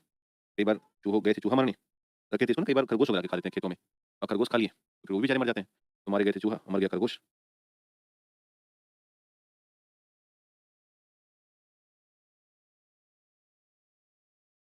ठीक। तो तीसरी गंध की जगह हल्का-सा येलोइश कलर का पाउडर है ये, जो दिख रहा होगा सल्फर आपको, इसके बारे में बातचीत करते हैं। ये मुक्त और संयुक्त दोनों अवस्थाओं में हमें सल्फर मिलती है। मुक्त और संयुक्त दोनों अवस्थाओं में सल्फर मिलती है। ये तांबे को बर्बाद कर देती है, इसलिए इसको हम तांबे का शत्रु भी कहते हैं। क्या कहेंगे? तांबे का शत्रु कहेंगे। बाल को घुंघराला करने में सल्फर की भूमिका होती है। सल्फर डाइऑक्साइड का निर्माण ज्वालामुखी के मुहानों से ये गैस निकलती है। दूसरा, चर्म रोग को ठीक करने में जो मलहम बनते हैं, उसमें सल्फर की भूमिका बहुत ज़्यादा होती है। अंडा, प्रोटीन, बाल, ऊन, सरसों के तेल आदि में ये नेचुरली सल्फर पाया जाता है। प्राकृतिक रूप से सल्फर पाया जाता है। सल्फर का एक जो महत्वपूर्ण पॉइंट है वो ये है कि एक ओलियम होता है H2SO7, इसे ओलियम कहते हैं और जब ये पानी से अभिक्रिया करता है ओलियम, तो ये H2SO4 या सल्फ्यूरिक एसिड बनाता है। तो सल्फर से कनेक्टेड एक एसिड है जिसका नाम है सल्फ्यूरिक एसिड। तो ओलियम को सधूम सल्फ्यूरिक एसिड अथवा पाइरोसल्फ्यूरिक एसिड कहते हैं और इसी ओलियम को जब जल से अभिक्रिया कराते हैं, जल मिला देते हैं, तो हमें एक सामान्य सल्फ्यूरिक एसिड मिल जाता है। सामान्य सल्फ्यूरिक एसिड मिल जाता है। अगला तत्व है कार्बन। तो लगभग जितने भी हमारे पास कार्बनिक यौगिक मौजूद हैं, इन सभी कार्बनिक यौगिक में इन सभी कार्बनिक यौगिक का जो प्रमुख तत्व है वो कार्बन ही मानते हैं। पृथ्वी कार्बन एक अधातु है, इसके विभिन्न रूप पृथ्वी पर मौजूद हैं। अलग-अलग अपरूपों के तौर पर इसे मानते हैं हम, जैसे कि कोयला है, ग्रेफाइट है, हीरा है, बकमिस्टर फ्लोरीन है, ग्रेफीन है। ये सब कार्बन के बड़े महत्वपूर्ण अपरूप होते हैं, बस एक याद रखना। कई बार आपसे ये पूछ सकता है ऑक्सो कार्बन, तो ऑक्सो कार्बन, कार्बन के अपरूप नहीं होते हैं बल्कि ये अलग कंपाउंड्स हैं, इनको अपरूप मत याद रखिएगा, है ना? हाँ, चारकोल भी होते हैं, चारकोल भी होते हैं, है ना? कोक भी होता है। बट आप ये मत मानना, केवल ऑक्सो कार्बन मत मानना, याद रखिएगा। अगला है वसा, प्रोटीन और कार्बोहाइड्रेट में मौजूद होते हैं और मुक्त और संयुक्त दोनों अवस्थाओं में कार्बन हमें मिलते हैं। अब इन कार्बन के कुछ अपरूप हैं जिनमें से एक बहुत ही महत्वपूर्ण अपरूप है, जिसे हम डायमंड या हीरा के नाम से जानते हैं। हीरा में जो संरचना है, ये होती है एक प्रकार की टेट्राहेड्रन संरचना और इस टेट्राहेड्रन संरचना के कारण ही हीरा दुनिया का सबसे मजबूत, अत्यंत मजबूत पदार्थ के तौर पर हमें मिल जाता है। तो इसमें से देखते हैं क्या खास बात है। तो यह कार्बन का सबसे शुद्धतम क्रिस्टलीय रूप है। कैसा रूप है? शुद्धतम क्रिस्टलीय रूप है और अब तक ज्ञात सबसे कठोर प्राकृतिक तत्व के रूप में जाना जाता है। हीरा किम्बरलाइट नामक पत्थर से प्राप्त होता है और हीरे की जो आकृति होती है इसको हम बोलते हैं रेगुलर टेट्राहेड्रन। रेगुलर टेट्राहेड्रन कहते हैं। कैरेट का इस्तेमाल करके हीरे का वजन बताते हैं और 1 कैरेट में 0.2 ग्राम होता है। कितना होता है? 1 कैरेट में 0.2 ग्राम माना जाता है। विद्युत और ऊष्मा का कुचालक है क्योंकि इसमें फ्री इलेक्ट्रॉन नहीं होते हैं, ये ना होने की वजह से ऐसा होता है। दूसरा, पूर्ण आंतरिक परावर्तन के सिद्धांत के कारण इसमें चमक उत्पन्न होती है, टोटल इंटरनल रिफ्लेक्शन प्रिंसिपल के कारण। अम्ल और क्षार का इस पर कोई प्रभाव नहीं होता है। कार्बोनेडो हीरा, काला हीरा होता है, जिसका इस्तेमाल करके कांच काटा जाता है। तो ये कुछ पॉइंट रहे हीरे से। अब एक और ध्यान देना, आजकल ना कृत्रिम हीरे और प्राकृतिक हीरे दोनों बनाए जा रहे हैं और दोनों पर हम बातचीत करेंगे। ये एक कुलिनॉन करके हीरा है, बताते हैं कि विश्व का सबसे बड़ा हीरा है अब तक का, कुलिनॉन हीरा। और अपना वाला जो कोहिनूर हीरा है, ये वाला, ये 1.105.6 105.6 कैरेट का हीरा है जो रानी एलिजाबेथ के उसमें लगा है क्राउन राउंड में। नेचुरल हीरा और लैब ग्रोन हीरा, 2 हीरे होते हैं। यानी कि एक तो मिट्टी में जो कई वर्षों पुराना खुदाई पर मिलता है, जैसे मध्य प्रदेश में पन्ना जगह है, जिला है, वहाँ पर हीरे की खदान होती हैं और वहाँ के लोग उसे पट्टे पर लेते हैं और पूरे घर के लोग हीरे के ढूँढने में, मिट्टी खोदने में लग जाते हैं। कई बार 1-2-4 दिन में हीरा मिल जाता है, कई बार 2-4-10 साल में भी नहीं मिलता। तो बड़ा टेक्निकल होता है, जिसका भाग्य उसी को मिलता है। खैर, मैं आपको दोनों बातें समझाते हैं, ध्यान देना। जो प्राकृतिक हीरा है, नेचुरल डायमंड, इसे समझिएगा और जो कृत्रिम हीरा है इसको भी जानिएगा। यानी कि लैब में निर्मित कृत्रिम हीरा आजकल खूब फेमस हो रहा है और लोग इसे ले भी रहे हैं। सस्ता में काम चल जाता है। तो जो प्राकृतिक हीरा है, इसकी खास बात ये है कि ये कार्बन से बनता है और पृथ्वी के उच्च दाब व उच्च ताप अभिक्रियाओं से बना होगा ये। अभिक्रियाओं से कई वर्षों में बना होगा, कई वर्षों में बना होगा, ऐसा मानते हैं। तीसरी बात ध्यान रखने वाली बात है कि एक मोह स्केल होता है और इस मोह स्केल से कठोरता मापी जाती है। क्या मापते हैं? कठोरता मापन होता है और इसका हाईएस्ट 10 स्केल सबसे उच्च होता है। और जब भी हम प्राकृतिक हीरे की बात करेंगे, उसका हमें 10 मोह स्केल मिलता है। यानी कि इसी स्केल के बेस पे हम कहते हैं कि हीरा दुनिया का सबसे कठोरतम या सबसे प्रभाव, यानी कि इससे कठोर धरती पर कुछ भी नहीं है। एक और ध्यान देना, इसका एक अपवर्तनांक होता है, रिफ्रैक्टिव इंडेक्स बोलते हैं और इसका जो रिफ्रैक्टिव इंडेक्स या अपवर्तनांक है, वो है 2.4। कितना है? 2.4 है। दूसरी खास बात ये है कि अत्यंत महँगा होता है। क्या होता है? अत्यंत महँगा होता है। एक सिंपल हीरे की अंगूठी लेने जाओगे, सोने में मिढ़ाई हुई, तो 1 लाख से नीचे की बात ना होती है ना? ये ध्यान देना, इसे ध्यान देना। कार्बन से बनता जितना आप लिख रहे हो पॉइंट, वो खुद पढ़ लेना भाई। मोह स्केल पर 10 कठोरता है, अपवर्तनांक 2.4 है, अत्यंत महँगा है। सब जानते तो हो, तो काहे कहते हो कि यार ये वाला पढ़ा दो, सब जानते हो। खैर, अब इधर देखा जाए, कृत्रिम हीरा, तो ये भी कृत्रिम हीरा भी कार्बन से बनता है, कार्बन से बनता है। प्रयोगशाला में उच्च तापमान व उच्च दाब द्वारा बनाया जाता है तथा जल्द बनकर तैयार हो जाता है। जल्द बन जाता है, जल्द बन जाता है। दूसरी बात, इसकी अगर मोह स्केल चेक की जाएगी, तो इसका भी मोह स्केल सेम है। कितना होता है? 10। यानी कि जितनी कठोरता प्राकृतिक में, उतनी कठोरता कृत्रिम में। एक और ध्यान देना, वो है कि इसका भी जो रिफ्रैक्टिव इंडेक्स है, आरआई है, वो भी होता है 2.4, यानी कोई अंतर नहीं है, सेम है। एक और खास बात ध्यान देना कि ये सस्ता है, तो दोनों में इतना ही अंतर है। एक सस्ता है, एक महँगा है। एक नेचुरली बनता है और एक इंसान बना देता है। बाकी देखने से, आँखों की नज़र से कोई बता नहीं सकता कि कौन-सा असली है और कौन-सा नकली है। अब इसके लिए हमें हीरा जो चेक करने की एक्स-रे मशीनें होती हैं, वही बता सकती हैं। अदरवाइज़ एक नॉर्मल व्यक्ति के बस की बात ये बताना नहीं है कि नेचुरल हीरा और प्राकृतिक हीरे में कौन-सा हीरा असली है, कौन-सा हीरा नकली है। तो कुछ पॉइंट लिखे हैं, लैब ग्रोन डायमंड या सिंथेटिक हीरा प्राकृतिक हीरे के समान रासायनिक, प्रकाशीय और भौतिक गुणों वाला ही होता है। केवल उत्पत्ति का ही अंतर है। वास्तव में इनका उत्पादन अत्यधिक ताप और दाब पर कार्बन और ग्रेफाइट बीज, ये बहुत बार पूछा गया सवाल है। कार्बन और ग्रेफाइट बीज, असली हीरा कम चमकता है, ऐसा कुछ नहीं है। है ना? बहुत से मार्केट में लैब ग्रोन हीरे आते हैं, जैसे मोइसेनाइट करके है, क्यूबिक जिरकोनिया है, व्हाइट सफायर है और याक करके मार्केट में है। इस तरह से अलग-अलग हीरे आते हैं। पर आदमी हीरा कैसे होता है? हीरा मतलब अच्छा चमकने वाला, जो बेहतर काम कर दे, तो उसे भी कहते हैं लड़का एकदम हीरा है, जैसे तुम। तो जैसे पूनम श्री हो, तो आप कहेंगे लड़की एकदम हीरा है, हीरा, बहुत पढ़ने में तेज है। नहीं, पूनम श्री नहीं ये है। इतना कठिन नाम कोई नाच करके आगे वाला नाम ही नहीं पढ़ पा रहा, का लिखाई। का, खा, का लिखा कहाँ का सा, अच्छा कहाँ का सा ना, इतना कठिन नाम कैसे रखा लिया? का, हाँ, का, सा, नाज, ठीक? लास्ट में नाज वाला पढ़ लिए थे। इतना कठिन नाम नाम काहे रखवाती हो? खैर, अब कैसे बनता है ध्यान देना। लैब में 2 रूप में हीरे बनाए जाते हैं। एक होते हैं जो धरती इस्तेमाल करती है विधि, हाई प्रेशर और हाई टेम्परेचर मेथड, एक ये होता है। और दूसरा तरीका है जो अभी नया आ गया है वो है केमिकल वेपर डिपोजिशन, सीवीडी हीरे। अभी मार्केट में सीवीडी हीरे, का, खा, गा, घा पढ़ना शुरू कर देते हैं हम। सीवीडी हीरे हैं, इन पर हम विचार करते हैं। खैर, तो हाई प्रेशर और हाई टेम्परेचर में क्या होगा? ये बहुत ही मोस्ट कॉमन और सस्ती विधि है। इस विधि में ठीक उसी को हम मिमिक करते हैं, यानी कि उसी की मिमिक्री करते हैं, वैसा ही करते हैं, जैसा धरती कर रही होती है। मेरे घरवाले सब रखे हैं, अरे बहुत प्यारा नाम है, इट्स वेरी नाइस, कहकशां। इसका मतलब क्या होगा? रुको मोबाइल से पूछते हैं। कहकशां का मतलब क्या होगा? अरे वाह! इसका मतलब है आसमान में बिखरे तारों का जो झुरमुट होता है ना? आसमान के जो तारे हैं उनका जो समूह होता है, उस समूह को अरबी भाषा में कहकशां कहा जाता है। शानदार। केमिकल वेपर डिपोजिशन, तो इसमें क्या करें? इसमें हम नेचुरल जो डायमंड जैसे बनता है इसके लिए क्या करें? 1300 से 1600 डिग्री सेल्सियस पर हाई प्रेशर पर हम ग्रेफाइट लेते हैं, उसको ऐसे दाब देते हैं। तो ग्रेफाइट ही आगे चल कर के हीरा बन जाता है। दूसरा जो केमिकल वेपर डिपोजिशन है, उसमें हम क्या करते हैं? उसमें हम एक सामान्य तापमान लेते हैं, 700 से 1300, और इसमें हम ना कार्बन से जो जुड़ी गैसें होती हैं, कार्बन कंटेनिंग गैसेज़, उन कार्बन कंटेनिंग गैसों को हम एक तरीके से बहुत ज़्यादा तापमान नहीं, मिडल तापमान में गर्म करके और इसके ज़रिए हम सीवीडी हीरे हासिल कर लेते हैं। खैर आगे बढ़ा जाए। तो 2 बातें पूछी गई हैं। ग्रेफाइट भी बहुत ही महत्वपूर्ण है। ग्रेफाइट काफ़ी स्लेटी होता है, चमकदार और चिकना होता है। कार्बन के क्रिस्टल अपरूप है। पेंसिल में और भारी मशीनों में जो स्नेहक या ग्रीस के तौर पर इस्तेमाल होता है, ध्यान देना। भारी मशीनों में ना बहुत लिक्विड ग्रीस नहीं लगाई जाती। अ, इसमें आमतौर पर ये पाउडर इस्तेमाल करते हैं ग्रेफाइट का, जिससे कि उनमें ज़्यादा घर्षण ना होने पाए। विद्युत का सुचालक है, रीज़न इसकी परतदार हेक्सागोनल आकृति होती है। कुछ इस तरह से परतदार ये अपनी हेक्सागोनल स्ट्रक्चर बना के रखते हैं और इन स्ट्रक्चर की वजह से इनमें फ्री इलेक्ट्रॉन हो जाते हैं, ये अवेलेबल हो जाते हैं और फ्री इलेक्ट्रॉन होने की वजह से इसमें सामान्य सुचालन शुरू हो जाता है, ये ध्यान दीजिएगा। दूसरा काला सीसा अथवा इसे हम प्लम्बेंगो के नाम से जानते हैं। तो कई बार काला सीसा क्या है पूछ सकता है या प्लम्बेंगो क्या है? बेसिकली वो ग्रेफाइट ही है। एस एचेशन विधि से कृत्रिम रूप में हम ये ग्रेफाइट हासिल करते हैं। बालू और कोक को हाई टेम्परेचर पर गर्म करेंगे तो एचेशन विधि से हम ग्रेफाइट हासिल कर सकते हैं। श्रीलंकाई ग्रेफाइट 98% कार्बन लेकर के सबसे शुद्धतम ग्रेफाइट के तौर पर मार्केट में अवेलेबल है। इसको हम श्रीलंकाई ग्रेफाइट के रूप में जानते हैं। नेक्स्ट, ये एचेशन विधि है जिसमें हम ग्रेफाइट बना रहे हैं और इस विधि को ध्यान में रखना, एचेशन विधि। अगला है बकमिस्टर फुलरेंस। बकमिस्टर फुलरेंस फुटबॉल की आकार में एक हीरे का कार्बन का स्वरूप है जिसके बारे में अमेरिकी आर्किटेक्ट है, इनका नाम है बकमिंटर फुलरीन। तो बकमिस्टर फुलरीन ने खोजा था। इसमें 20 हेक्सागन स्ट्रक्चर है, यानी कि ये देखना, ये जो स्ट्रक्चर है इसमें ऐसा होगा। तो 20 के आसपास ये हेक्सागन होगा और 12 पेंटागन होगा। ये 20 हेक्सागन होगा और एक इस तरह का स्ट्रक्चर मिलेगा, ये पेंटागन है, ये 12 है। तो टोटल 20, 10, 30, 2, 32 फलकीय रचनाओं से मिल करके ये एक बाल जैसी या एक वॉलीबॉल जैसी रचना बनती है। यानी कि 32 बहुफलकीय संरचनाओं के साथ ये विकसित होता है। ये लौह चुंबकीय है और क्रियाशील होता है। विद्युत का सुचालक है, चांदी से 100 गुना अधिक चालकता लगभग की बात ये होती है। चिकित्सा में रोगाणुरोधी एजेंट के रूप में इस्तेमाल होता है। दवा वितरण प्रणाली और कॉस्मेटिक में इसका इस्तेमाल करते हैं। इसको हम बकी बॉल या बकी ओनियन भी कहते हैं। फुलरेंस के अणु में 60 भी होते हैं, 70 भी होते हैं, 72 भी होते हैं, 4, 6, 80, 82, 90 ऐसे अधिक कार्बन भी पाए जाते हैं। लेकिन जो सबसे स्टेबल,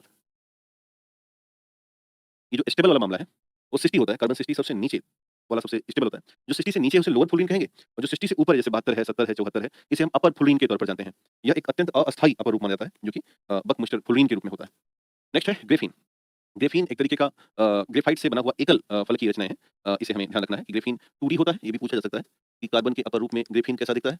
ये 2 डायमेंशन होते हैं। दूसरा जो फुलरीन होता है, चूँकि ये बॉल है ना फुलरीन, तो ये 0 डायमेंशन होगा। दूसरा कार्बन नैनो ट्यूब जो है वो एक ये ट्यूब बन जाती है, तो 1 डायमेंशन होगा। और अगर आपसे पूछे ग्रेफाइट कैसी दिखती है, तो ये 3 डायमेंशन दिखता है।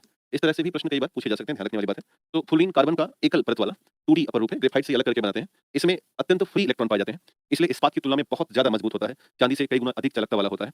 और आप मान के चलना कि एक बाल जो है, बाल से कई लाख गुना पतला होते हैं, कई लाख गुना पतले होते हैं, गुना पतले होते हैं। तो आजकल इसका इस्तेमाल तो हम फोल्डेबल मोबाइल फ़ोन में कर रहे हैं या ग्रेफ़ीन आधारित बैटरियाँ भी आनी शुरू हो गई हैं, है ना? ग्रेफ़ीन आधारित बहुत सारी बैटरी भी आ रही हैं, जो कि इसके लिए बेहद ख़ास हैं और लॉन्ग ड्यूरेशन दे रही हैं, फ़ास्ट चार्जिंग दे रही हैं। खैर कोयला आपने ज्योग्राफी में पढ़ा होगा, थोड़ा-सा देख लीजिएगा। लिग्नाइट जो है इसमें 20 से 35% कार्बन है, सब बिटुमिनस 25 से 45 है, बिटुमिनस 45 से 85 है और सबसे बेस्ट क्वालिटी का एंथ्रासाइट है इसमें 85 से 95% को ही कार्बन होता है और कुकिंग कोल भी कहते हैं, बिजली बिटुमिनस कोयले से ही बनती है, ध्यान रखना। और स्पीड कोयला सबसे खराब कोयला माना जाता है, इसे याद रखिएगा। बहुत सी ऐसे गैसेज़ हैं जिनको हम नोबेल गैसेज़ कहते हैं, यानी कि इनको हम ज़ीरो गैसेज़ पॉसिबल है ऐसा, है ना? इनको हम ज़ीरो ग्रुप की गैसेज़ या ज़ीरो ग्रुप के तत्व कहते हैं अथवा इन्हें हम अक्रिय गैसें कहते हैं। दूसरा, इनका जो बाह्यतम कक्षा के इलेक्ट्रॉन है, बाह्यतम कक्षा के जो इलेक्ट्रॉन होते हैं, वह पूर्ण होते हैं, वह पूर्ण हो जाते हैं, पूर्ण होते हैं। अतः यह किसी से खास अभिक्रियाएँ नहीं करती हैं, इसे ध्यान रखना है। अब इसमें ध्यान रखो कि helium, neon, argon, krypton, xenon, radon, ये तमाम ऐसी गैसें हैं जो अक्रिय गैसों की श्रृंखला में शामिल होती हैं। मात्रात्मक रूप में इनकी वायुमंडल में उपस्थिति होती है। जैसे अब मान के चलना कि आर्गन 0.93% ये सबसे ज़्यादा मात्रा में उपस्थित गैस है। अगर आप नियॉन देख रहे हैं तो नियॉन 0.0018 है, दूसरी सबसे बड़ी गैस है और इस स्तर पर आपसे पूछा जा सकता है। और ज़ीनॉन है, ज़ीनॉन देखो तो सबसे कम गैस पहुँच अवेलेबल है। पॉइंट यानी कि कहने का आशय है कि वायुमंडल में लगभग 1, 2, 3, 4, 5 4 से 5 अक्रिय गैसें वायुमंडल में अवेलेबल हैं और ये बहुत कम मात्रा में भी होती हैं। बहुत कम मात्रा में भी ये होती हैं, इसे ध्यान रखिएगा। बहुत कम मात्रा में होती हैं, लेकिन हाँ, 4 से 5% 4 से 5 अक्रिय गैसें होती हैं, जिनमें से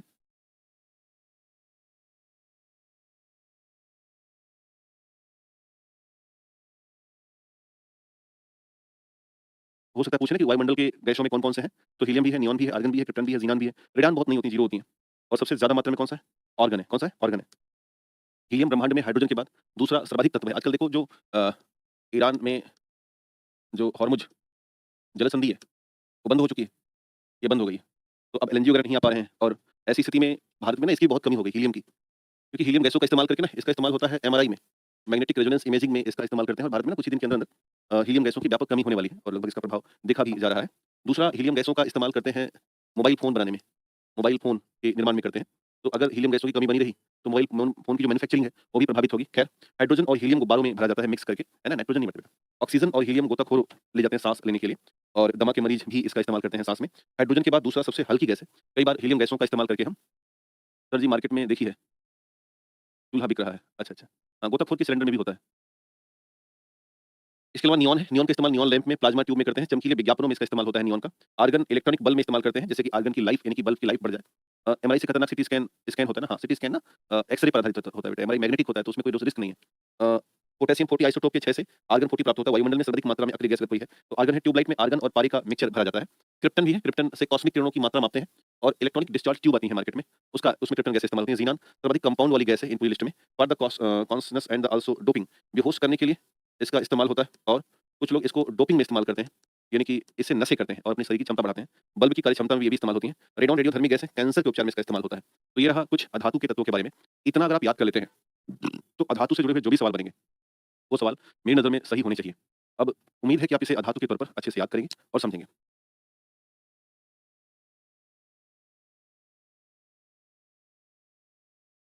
अब हम चलें मेटालाइट्स की तरफ। यानी हमारी यात्रा boron, silicon, germanium, arsenic, HB, tellurium और पोलोनियम इन सब पर होने वाली है और एक-एक करके नज़र डालेंगे कि भाई जो मेटालाइट्स होते हैं, उनकी क्या खास बातें हैं और इनमें कौन-कौन से होते हैं। नंबर 1 है बोरान। दिखने में कुछ ऐसा दिखता है और खास बातें क्या हैं कि बोरिक एसिड नामक एंटीसेप्टिक दवा यानी कि H3 BO3 या BO4 एज़ यू वांट। ये बोरिक एसिड है, इसको हम कई बार जहाँ कहीं फोड़ा-वोड़ा हो जाता है या पट्टी-वट्टी करना है, तो पहले डॉक्टर बोरिक एसिड से धो देते हैं। खाद्य के परीक्षण में बोरान का इस्तेमाल होता है एटॉमिक रिएक्टर में नियंत्रण रॉड के तौर पर और जो बोरोसिलिकेट कवच आते हैं, उन बोरोसिलिकेट कवच का निर्माण भी इन्हीं से होता है बोरान से। बोरानित पॉलीमर से बुलेट प्रूफ जैकेट बनते हैं, तो बोरान और बुलेट प्रूफ दोनों एक वर्ड है, याद रखिएगा। सर 71 के नोट्स से सेव हो जाएगा, हाँ, केमिस्ट्री तो हो जाएगा। नेक्स्ट है सिलिकॉन, बेहद महत्वपूर्ण है। सिलिकॉन आज के दौर में एक प्रसिद्ध अर्धचालक है। कंप्यूटर, मोबाइल फ़ोन में जो इस्तेमाल हो रहा है, मेमोरी में, उसके संचालन में, उसके प्रोसेसर में, है ना? इसका जो प्रोसेसर्स आते हैं, वो प्रोसेसर इन्हीं सिलिकॉन से बनते हैं। मेडिकल इक्विपमेंट्स में जितना भी एमआरआई आ रही है या सीटी स्कैन आ रहा है या एक्स-रेज़ आ रहे हैं, है ना? और भी जितनी डायग्नोस्टिक डिजिटल मशीनें आ रही हैं, इन सब के विकास में सिलिकॉन का इस्तेमाल हो रहा है। सीमेंट इंडस्ट्री में सिलिकॉन डाइऑक्साइड मिक्सर मिलाते हैं और कार्बोरंडम हीरे के निर्माण में भी हम सिलिकॉन का इस्तेमाल करते हैं। सिलिकॉन वैली है ना, कैलिफोर्निया में अपने यहाँ कहाँ है? बेंगलुरु में सिलिकॉन वैली है। जर्मेनियम है, जर्मेनियम भी एक प्रसिद्ध अर्धचालक है और विद्युत सेल या सोलर सेल जो हम सोलर पैनल बनाते हैं ना, इलेक्ट्रिसिटी जनरेट करने के लिए बैटरी में रखते हैं। ये जो सोलर पैनल बन रहा है, वास्तव में ये जर्मेनियम अथवा सिलिकॉन के ज़्यादातर जर्मेनियम के बने होते हैं। चिप बनाने में और इलेक्ट्रॉनिक सामानों में और ऑप्टिकल फाइबर केबल जो डेटा ट्रांसफर करने की ऑप्टिकल फाइबर केबल होती है ना, ये वास्तव में जर्मेनियम की बनी हुई होती हैं ज़्यादातर, काँच और जर्मेनियम का। एक और है एंटीमनी, एंटीमनी इसका स्टिबनाइट के नाम से जानते हैं, स्टिबनाइट। टाइपिंग मशीन के जो अक्षर होते हैं, उनको टाइप अक्षर बनाने में ऊपर जैसे मिटे ना वो, लेड के साथ मिलाकर लेड एसिड बैटरी बनाते हैं। माचिस में हम मिलाते हैं एंटीमनी सल्फाइड का इस्तेमाल करते हैं और परजीवी रोधी औषधि के विकास में इसे आमतौर पे सुरमा भी कहते हैं, इसी गुण से आँख में लगाते हैं। नेक्स्ट जो मेटालाइट है वो है टेलुरियम। मिश्र धातु के निर्माण में इस्तेमाल होता है। कैडमियम और टेलुरियम का उपयोग सोलर पैनल में भी होता है, यानी कि जर्मेनियम के साथ मिला करके। सेमीकंडक्टर के निर्माण में सोने के साथ आसानी से जुड़ जाता है। एकमात्र टेलुरियम है जो सोने के साथ कनेक्ट होता है। सोना आमतौर पे ना बहुत लेस रिएक्टिव है, ज़्यादा रिएक्शन किसी से करता नहीं है, लेकिन वो अपने साथ जो सोने के अयस्क होते हैं, ओर होते हैं, वो हमेशा ज़्यादातर टेलुरियम लेकर के होते हैं, इसे ध्यान में रखना। और रबर के वल्कनीकरण में भी टेलुरियम का इस्तेमाल किया जाता है। रबर के वल्कनीकरण में टेलुरियम का इस्तेमाल होता है।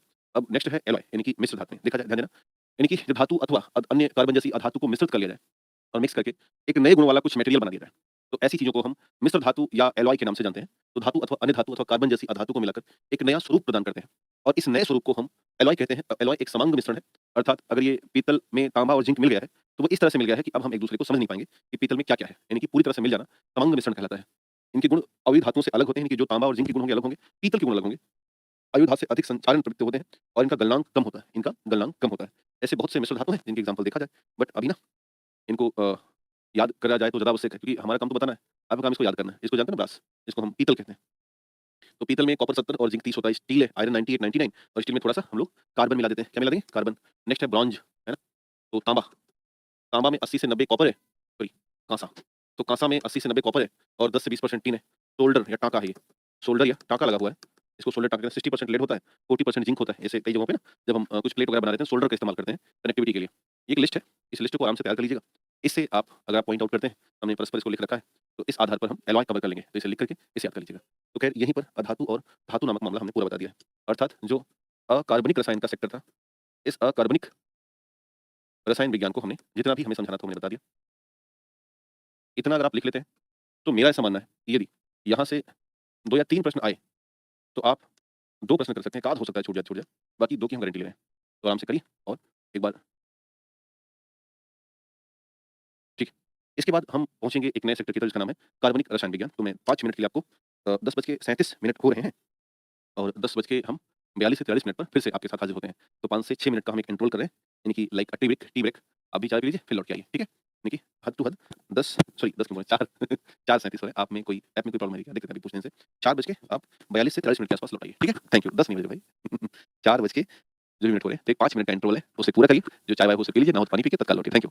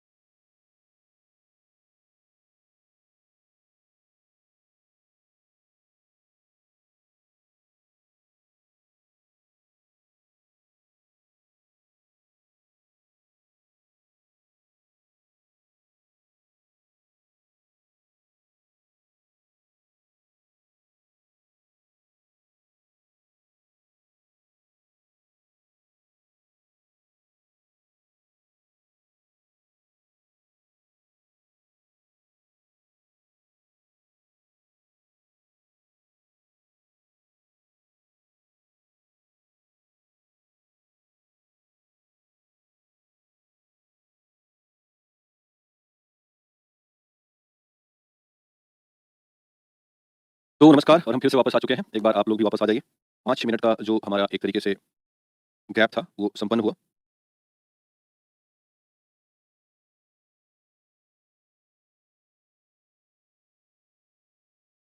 अ, आप लोग कुछ खाए पिए, चाय वगैरह पिए कि नहीं पिए? Welcome, again welcome. तो चलिए देखते हैं कार्बनिक रसायन विज्ञान में हम क्या पढ़ें और किस स्तर पर पढ़ें। देखो, यहाँ से जो अभी तक प्रश्न आए हैं, वो ज़्यादातर आए हैं दैनिक जीवन में आवश्यक रसायन विज्ञान। ये जो पॉइंट है, यहीं से ज़्यादातर सवाल आए हैं। इन पर हम गौर करेंगे? अभी नहीं पिए सर। जो भी पानी-वानी था वही उसी से काम चल गया, ठीक है। तो अभी अपने पास ना जैसे आज हम आपको ऑर्गेनिक केमिस्ट्री के जो हिस्से पढ़ा पाएँगे वो पढ़ाएँगे। अभी हमारे पास कुछ हिस्से बचेंगे जो कि फिजिकल केमिस्ट्री से भी होंगे, यानी कि भौतिक रसायन विज्ञान के भी हिस्से होंगे। तो उसको हम नेक्स्ट वीक यानी कि नेक्स्ट जो शनिवार संडे आ रहा है उसमें कैप्चर कर लेंगे और उसे कवर कर लेंगे। अभी आपके पास इतना काम हो चुका है कि आप कार्बनिक रसायन विज्ञान इनऑर्गेनिक का पूरा कवर करें, नोट्स बनाएँ और ऑर्गेनिक जो भी पढ़ाने चले उनको समझें, उसके बारे में लिखें। तो हम लोग फिर फिजिकल केमिस्ट्री जो बचेगा उसको भी कवर करते चलेंगे, है ना? तो बेहतर होगा। बाकी फिर आपकी जो बातचीत होगी, आप जो कहोगे कि सर ये भी देख लो, एक आध बार कुछ और समझा दो, तो उसको भी हम आपके हिसाब से देख लेंगे, एज़ यू वांट, आपके हिसाब से हम देखेंगे। खैर, तो ऑर्गेनिक केमिस्ट्री में बहुत सिंपल सा तरीका है कि कार्बन होने चाहिए, यानी कि कार्बन आधारित रसायनों यौगिकों का हम अध्ययन करते हैं। इनमें से पहला जो चैप्टर वो है एलोट्रोप ऑफ कार्बन, कार्बन के अपरूप। तो पहला हेडिंग डाल देना, कार्बन के करने चाहिए।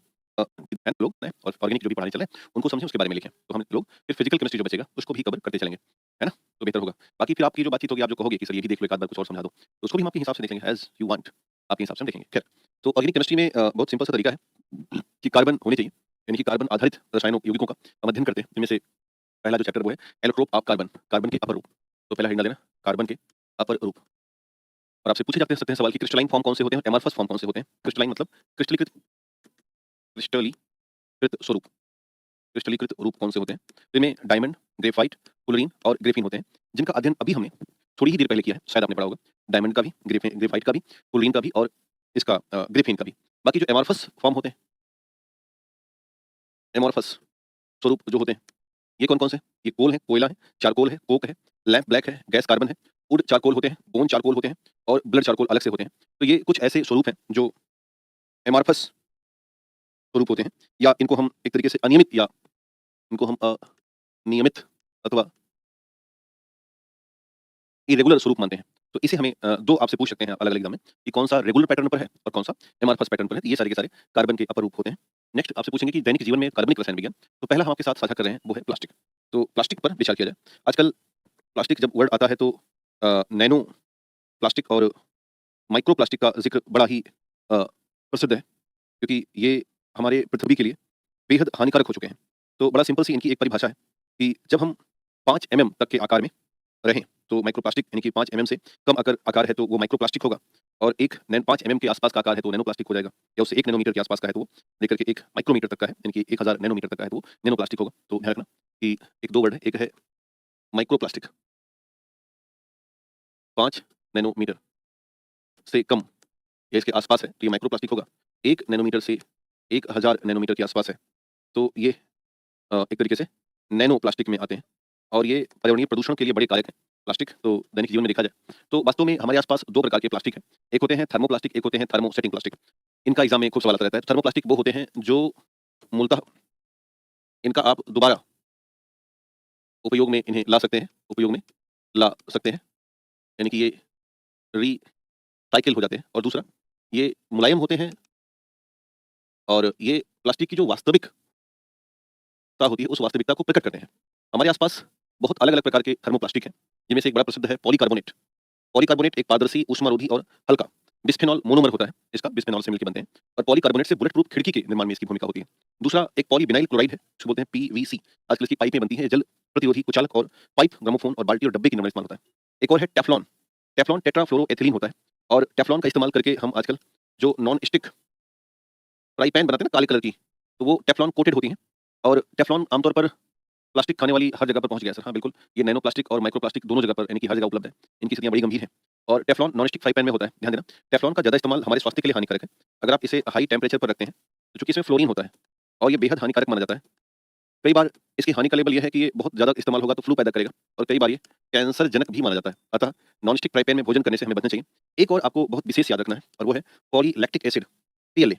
ये जो पॉलीलैक्टिक एसिड या पीएलए है, इकलौता ऐसा थर्मोप्लास्टिक है जो डिसॉल्व हो जाएगा, यानी कि ये एक तरीके से बायोडिग्रेडेबल है, और ये पूरी तरह से घुलित प्लास्टिक के तौर पर माना जाएगा। तो इसको हम ऐसा मान लें, यह एक जैव अपघटनी है, यह एक जैव अपघटनी है पूरी तरह से, यानी कि डिसॉल्व हो जाता है। दूसरा है थर्मोसेटिंग प्लास्टिक। तो थर्मोसेटिंग प्लास्टिक खास बात क्या है, ये हमेशा एकल प्रयोज्य होते हैं, यानी कि इनमें रिसाइकिल संभव नहीं है, रिसाइकिल संभव नहीं है। ये अत्यंत कठोर होते हैं, अत्यंत कठोर होते हैं, और अधिक आकार में नहीं ढल पाते, अधिक आकार में नहीं ढल पाते, नहीं ढल पाते। बहुत से ऐसे थर्मोसेटिंग प्लास्टिक हैं जिनमें से हमें ध्यान में रखना है, एक है बैकेलाइट, इसे हम बोलते हैं फेनॉल। देखो मैं जितना पढ़ रहा हूँ उतना ही आप ध्यान देना। इसको बोलते हैं फेनॉल फॉर्मेल्डिहाइड, एक होता है ड्यूरोप्लास्ट, एक होता है मेलामाइन रेजिन, एक होता है थियोलाइट, एक होता है इपॉक्सी रेजिन, एक होता है पॉलीयूरेथीन, एक है पॉलीइमाइड्स, एक है मोल्ड रनर और एक है फ्यूरॉन रेजिन। तो ये हमें याद रखना है। फिर से ध्यान दो, थर्मोसेटिंग प्लास्टिक में कौन-कौन से हो गए? बैकेलाइट, दूसरा क्या है? ड्यूरोप्लास्ट, तीसरा क्या है? मेलामाइन, क्योंकि एग्जाम में ना इस बार यहीं से उठा रहा है। ये पोर्शन में से कोई एक उठा रहा है। तो बैकेलाइट दूसरा हो गया, ड्यूरोप्लास्ट तीसरा हो गया, मेलामाइन रेजिन। आजकल मेलामाइन रेजिन का इस्तेमाल करके जो फर्श बनाई जा रही है ना, डिजाइनर फर्श बनाई जाती हैं, बिल्कुल ट्रांसपेरेंट होती हैं ये, ट्रांसपेरेंट फर्श होती हैं। मेलामाइन रेजिन का इस्तेमाल करते हैं। दरअसल जैसे मान लो कुछ चीज़ें प्रिजर्व कराना हो, जैसे कुछ लोग ने शादी का वो फूल प्रिजर्व कराते हैं ना, जो जयमाल-वयमाल होता है, तो उसमें इपॉक्सी रेजिन इस्तेमाल होता है अथवा मेलामाइन रेजिन। ये ट्रांसपेरेंट बिल्कुल ग्लू जैसे होते हैं। आप उसमें अपना जो शादी का जयमाल हो रख दीजिए, ऊपर से इपॉक्सी रेजिन डाल दीजिए, तो जीवन काल भर इपॉक्सी रेजिन के अंदर वो संरक्षित रहेगा। इसका इस्तेमाल करते हैं। थियोलाइट है, इपॉक्सी रेजिन है, पॉलीयूरेथीन, पॉलीइमाइड और मोल्ड रनर और फ्यूरॉन रेजिन। तो ये हमें इसलिए महत्वपूर्ण है कि इनके नाम याद रखना, इतने ही इसके सारे नाम याद रखने हैं। एक और है जिसे हम बोलते हैं bullet proof material. Bullet proof material में याद रखना कौन-कौन से हैं? केवलार, या इसे हम नोमेक्स अथवा टेक्नोरा के नाम से जानते हैं, है ना? स्टीफन क्योलॉक ने इसे बनाया था। एक है सिरेमिक्स, एक है डायनीमा और ग्लास क्लैड पॉलीकार्बोनेट है, पॉलीयूरेथीन है, सिरेमिक प्लेट है, स्पेक्ट्रा एंड स्टील का मिक्सचर होता है, ये भी बनाते हैं बुलेट प्रूफ। पॉलीपैराफिनिलीन है और कार्बन नैनो ट्यूब का इस्तेमाल करते हैं, और टॉरून का। अभी तक जो बुलेट प्रूफ मटेरियल से पूछा गया सवाल है, वो केवलार पूछा गया है। तो केवलार हो सकता है इस रूप में आ जाए, नोमेक्स के रूप में या टेक्नोरा के रूप में पूछ ले। तो केवलार, नोमेक्स और टेक्नोरा एक ही जैसे हैं। सिरेमिक्स याद रखिएगा, और डायनीमा इंपॉर्टेंट है, डायनीमा।